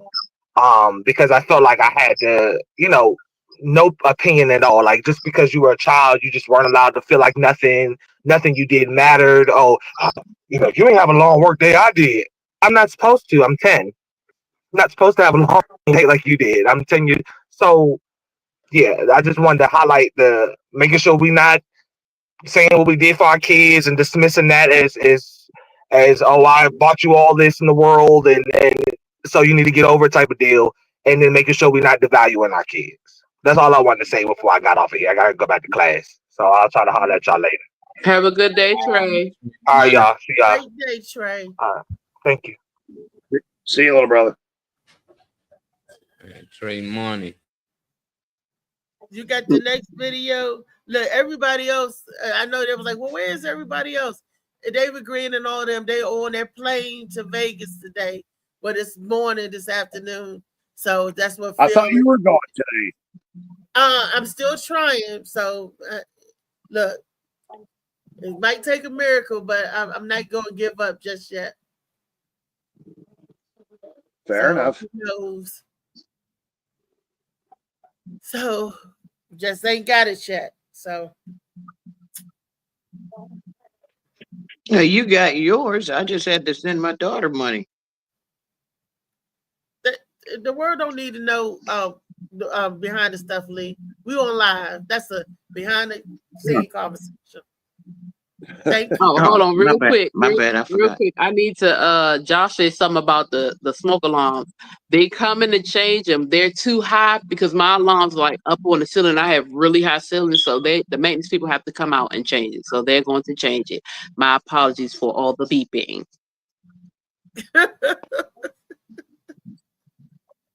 Dang, he can hear that sounds. Hey, wait a minute. That sounds like you were raised right. You were apologizing about beeping. I apologize to my children when I'm wrong. I apologize. Look, I apologize to my children. They apologize to me too. So this is how I teach you. You teach your children things, and sometimes it doesn't seem like they hear you or listen, but they display it. Yeah, I apologize to my children. He said, I apologize too. I don't have a problem with it. LA just said apology accepted. LA, you're fucking funny.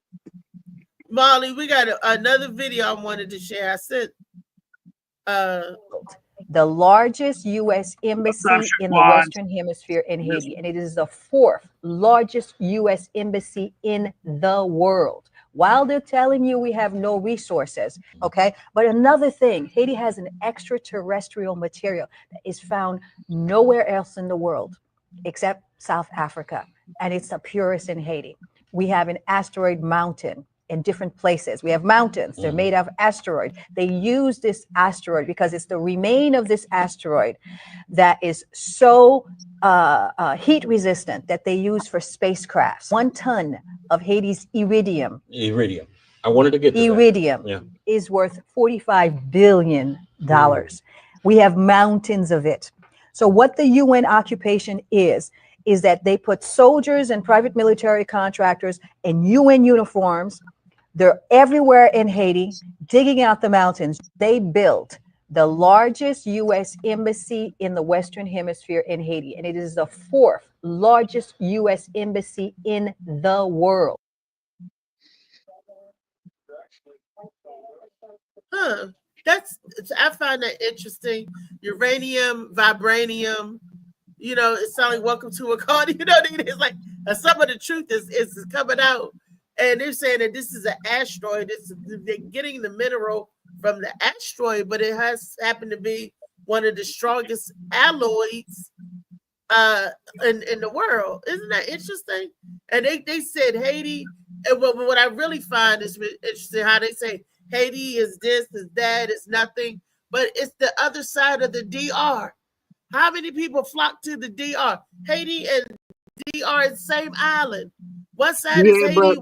But the Spanish owns DR and French owns Haiti, which is why it's like that, because the French did not take care of Haiti like they were supposed to, just like the French own or claimed Louisiana. That's why Haiti looks like a whole different country, but it's right there. It's divided by a gate. It's one land. Yeah. One side is this, and that just freaks me out. How one side they could do all of this because of the French owner, French ran, and they shooting down people. They shooting down Spirit airplanes in Haiti. And then on the other side, right on the other side, you got the Dominican Republic. The Spanish took care of that land. That's why it's like that. If the French had taken care of Haiti, it would be better.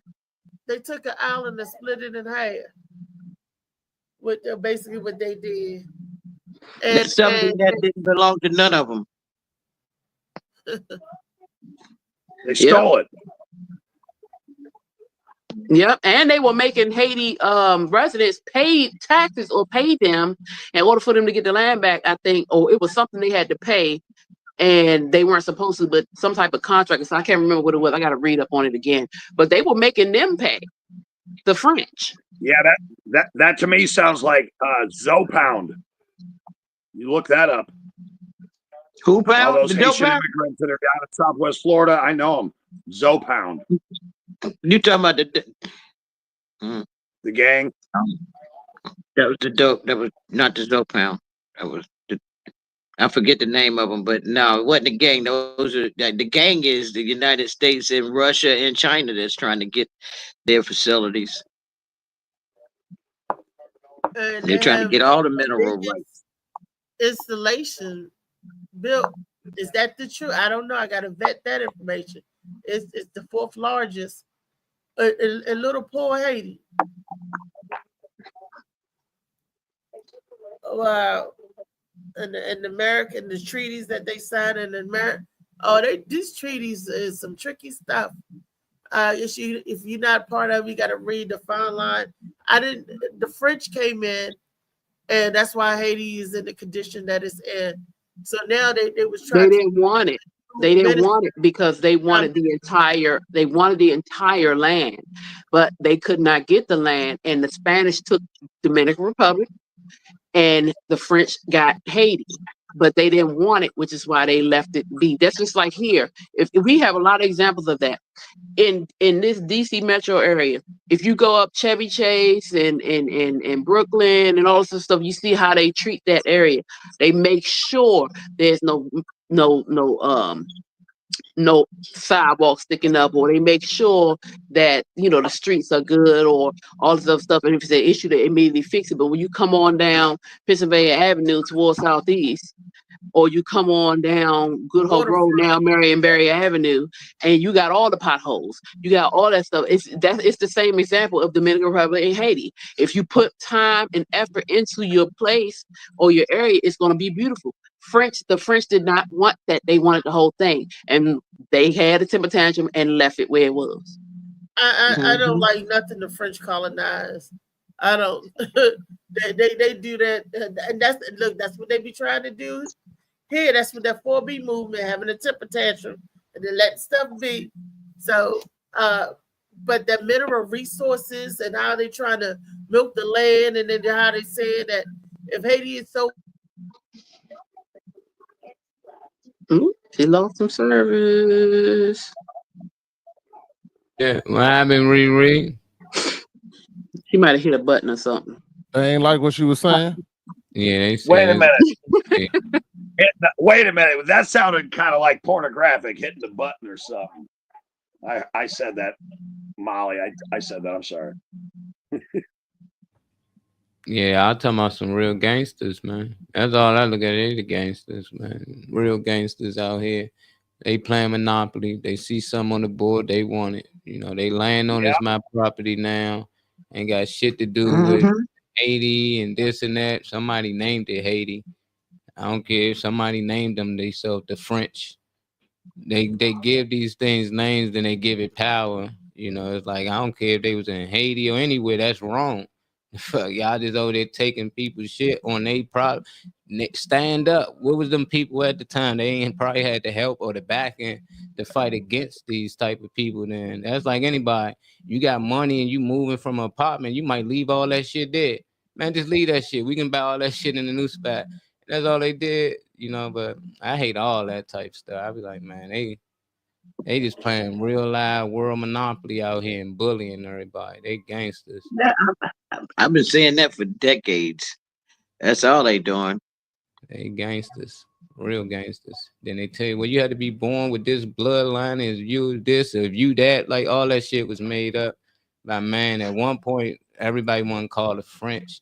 So at what time did they start calling people French, black, white, Muslim, Jewish, all these things that we say? It was a day that none of these people was called these things. It was people here, you know. So now that things were so much created and got so much history, it given power. They're gonna receive it. People use that shit though. How you write something in law and say, well, this give me the right to do this? Like what? Writing was created. It was a time we didn't write. You know, so how did that work? How do you tell people I own this if we didn't have nothing in writing? So it's just games, man. You play the game, you're gonna get played. Hey, on that note, Molly, I'm gonna break off here, but I got something I think you like. I think you'd like to see and share. Okay, I'll be right back. All right, dang. Dame said he'll be right back, and Reese's on ready to flag.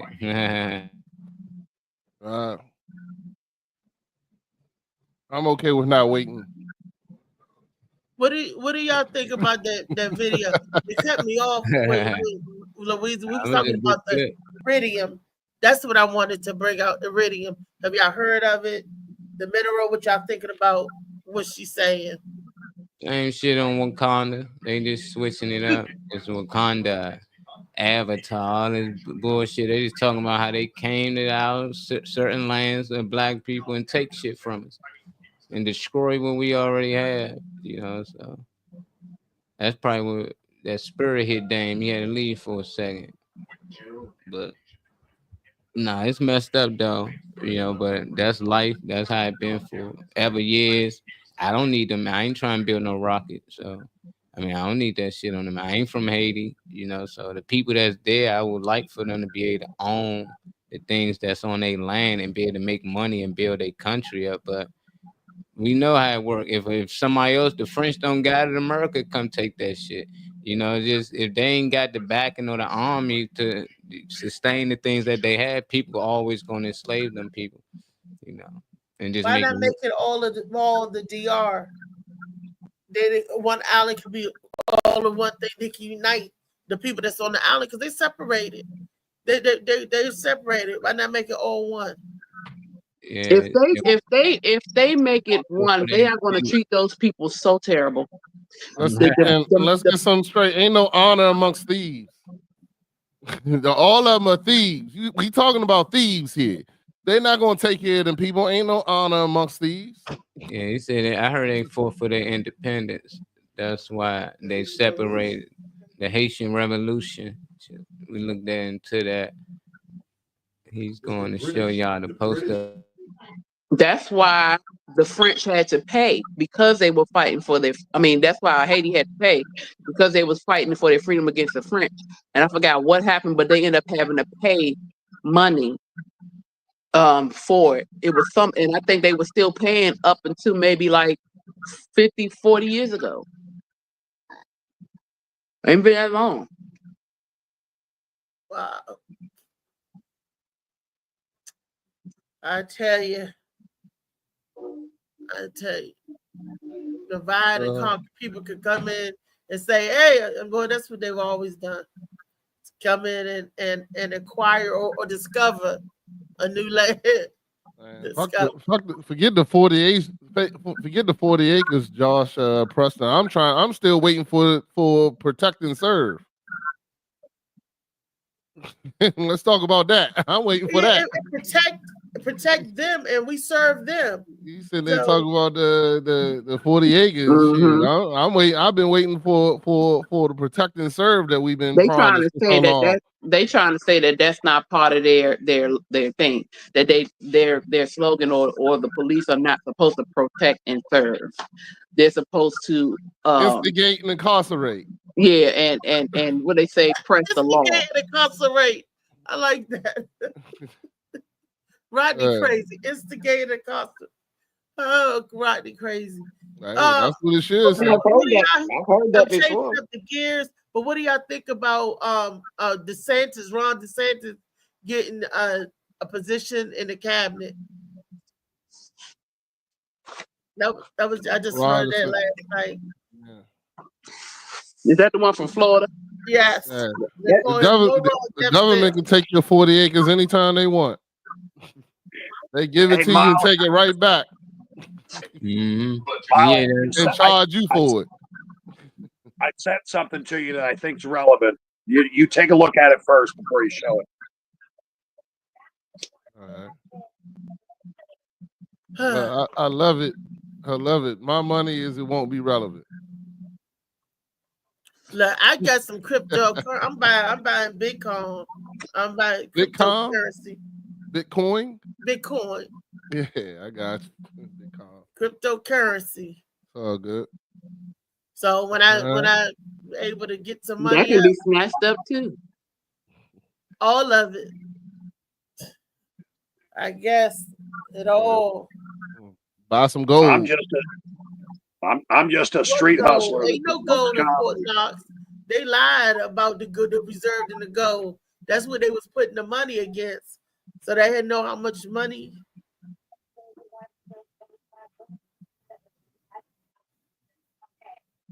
George Carlin clip. Hey, you guys know All right, who we're not Naomi waiting on Chomsky? nothing. You guys know who Naomi Chomsky is? Have you ever No. heard that name? Nope. No. This is called informed consent. That we don't have a capitalist system, and no capitalist system has ever survived. It would self-destruct in 5 minutes. So what we have is a kind of state capitalist system, with the state playing a substantial role in American history, a very substantial role in economic development, in production, and research and development. A lot of other bailouts, lots of other devices to keep the private sector viable. So it's a kind of a state capitalist system, like others. They vary a little on how they do it. So is there an alternative to this? Of course. For example, the alternative that was taken for granted by 19th century workers before it was sort of beaten out of people's heads by massive propaganda. You go back to the early Industrial Revolution, which was right around here, Eastern Massachusetts. It was the period, probably the freest press ever in the United States. There were lots and lots of newspapers representing different ethnic groups, classes, workers, all sorts of people. And there was a lot of participation, direct participation, very lively press, widely read, and so on. And if you look at the working class press, they were expressing the common view of working people, namely that those who work in the mills should own them and run them. Yeah, that's very natural. And as I say, we've come close to that a number of times, terrifying to private owners. They also held that wage labor is basically no different from chattel slavery, except that it's temporary. And that was such a popular idea that it was a position of the Republican Party that Abraham Lincoln espoused it. And it makes sense. I mean, there's nothing holy about wage labor. You are renting yourself, which is not very different from being a slave, except that maybe it'll end sometime. Okay, so those are alternatives. Self-management, democratic control of institutions, whether they're communities or workplaces or any others, alliances among them, federal arrangements. These are all perfectly feasible alternatives. There's no economic or political theory that tells us there's anything wrong with them. They conflict with the structure of existing power systems. And therefore, the educational and cultural system tries to drive them out of your minds and make them seem, insane or crazy or unthinkable. Okay, I'm But there's sleeping. nothing unthinkable about them. And you can move towards realizing them.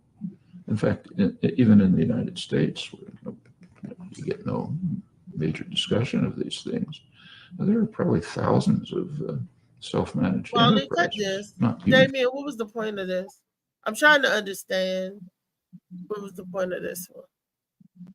Well, what Noam Chomsky was explaining was the disparity between the lower class, middle class, and upper class. That's what he was saying.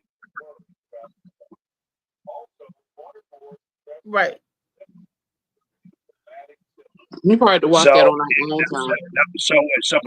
Basically, what he was saying is, in this state capitalist society, we want to make sure that the most wealthy have the most, and then the ones that are on the bottom stay on the bottom, and the ones that are going to come towards the middle class, well, they're not going to get any higher than that.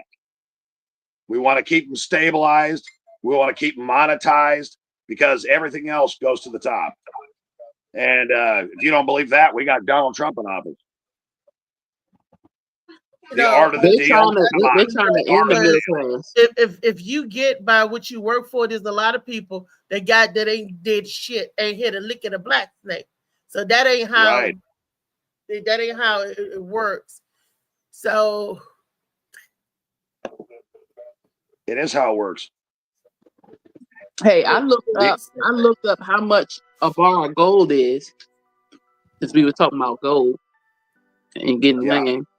How much is the bar For gold? 1 ounce of a gold bar, 1 ounce gold bar is $2,658.82. Now, let me ask you a question. Now, how much was it 10 years ago? I don't know. See, that's your disparity. But it increases in value even if the dollar decreases. The gold continues to increase. I just want to say 1 Bitcoin is $99,000. And an ounce of gold is 2,000. So 1 little Bitcoin. Well, Bitcoin is not real. Okay, one thing. Yes, it is. Yes, it is. Once I make some real money, I'll cash it out. No, I mean it's not. It's you don't hold it. What I'm saying is, it's There were some when Bitcoin first came out. Bitcoin they had coins out here for sale, and I threw mine away. I thought it was fake money. I really did. I didn't know any better, and I threw them away. I was right on Fort You Belvoir. still and I don't know threw any this shit better. away. Because it ain't the real thing.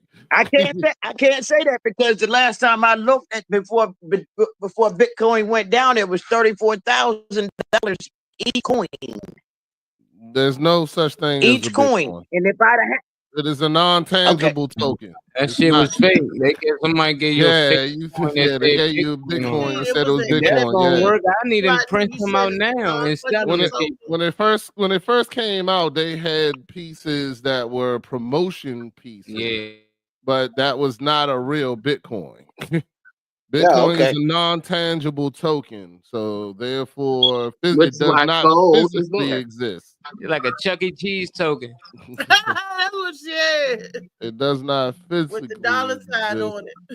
Yeah, Yeah, Bitcoin is no, just there was no a- dollar sign on it. It had like little mechanisms on it, like it even sparkled. I don't I'm know like, what but you had. damn. I'm telling you what I was. The guy, Was it- well, I was it put it, made the guy from was the guy iridium? was. They made from iridium. Yeah. All I can say is the guy, he's still rich. So if it was Of fake, course, he because people are he'd sell buying fake these me. coins. Of course, he's gonna be rich. People are buying into this. We make these people rich because we put money into it. I didn't buy it. He gave it to me. No, I didn't not buy you. it. He gave it to me. Yeah, to promote, to tell other people to go buy Bitcoin, but Yeah. he didn't give you no Bitcoins. Yeah, it was Yeah, a he promotional gave piece. it to me. Physically gave it to It me. And I'm was like, a this can't be. promotional I said, this can't be. I said, this can't be real. He said it's He gonna was be right. worth a lot of money later. He said, so you Yeah, know, Bitcoin. Yeah, I I be can saying, and look he's though. still rich. I'm on. Nah, they was giving out Usher bucks too, you know, at the club. I'm just telling Yeah, you. right. I ain't got Yeah, stock and in they were Usher. covered in baby oil. They Get were why covered you in got baby that oil. confused though, because it's called a Bitcoin. So you assume if he get you a coin and that say Bitcoin, that's considered a Bitcoin. Nah, that was not one Bitcoin. It won't be worth that much money as it is today. It ain't no value to it. But they was passing around to promote Bitcoin. And if you'd have got one early, you could have got it for shit probably less than $100. You know, so I didn't Let pay me ask anything you for it. that. How online. much is a Nah, Yu-Gi-Oh I know card you ain't worth? pay nothing. Because I That got a was whole bunch of Yu-Gi-Oh flat. cards in this envelope, They were in this flat. photo album, in this slot. Depend on the car and the condition. They were They flat. in mid conditions because they in the notebook. Tyree, I would buy it for him, and he would have. It looked like a photo album, but it's the slot for the So cards. Tyree got cars, not you. I bought them. It don't matter. You said you bought them for Tyree. Yeah, we kept them. Yes. He kept. No, No, he Ricky didn't selling care that nothing boy about the car. cards. Mama had to get in there and clean it up and put Yeah, it safe. you got some.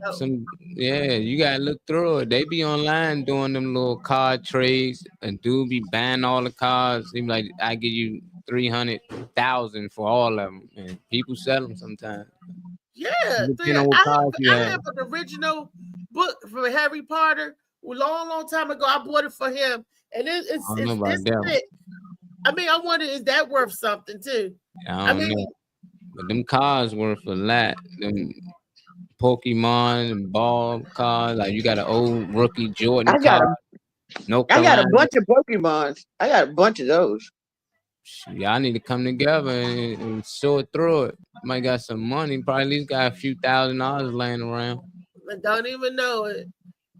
Say, I'm Oh glad man, Molly's been watching Storage Wars. Oh yeah, Storage was the best, man. I like that. You get a Yeah. pallet. That's like you can get a pallet at Amazon. You don't know what you buying. You Ain't ain't it like get that, one? Molly? Yeah, I buy thought a you, pallet. you got it. Thought you and DJ started a business like that. Well, he just needed the money. He didn't. Y'all never started. Yeah, he just wanted money to invest. Okay. You know, good and damn well. He needed the money. That card. Out of here. We got this show later today with the kids. I gotta start getting ready. Guys, that's tonight. Molly, tell him tonight at what time? It's at 5:30. Yeah, it's today. 5:30 down the Art Center. For y'all who know. 1801 Mississippi Avenue. Free food, free drinks, free admission. Just come out and have a good Are you time. saying 9:30 or 5:30? Five. I got 5 on it. December 5th, 5:30. The Arts Center. Yeah, right there on the southeast side. We can be out there playing be music, food, drinks, and just linking basically social networking with a lot of people in the area. It's for the community, so we can be out there passing out food and getting people information. If you need a job, we're gonna help you find a job. We're gonna have people up there that are gonna actually be hiring people for jobs as well. So it's just gonna be a good vibe for people to come and meet up. And that is all for the kids and for the culture too. So bring your kids out. Kids are definitely welcome. And did y'all call Stuckey and Roy Edwards? He's in Martinsburg, but that ain't too far for him to go. I mean, he'll come down and help. Yeah.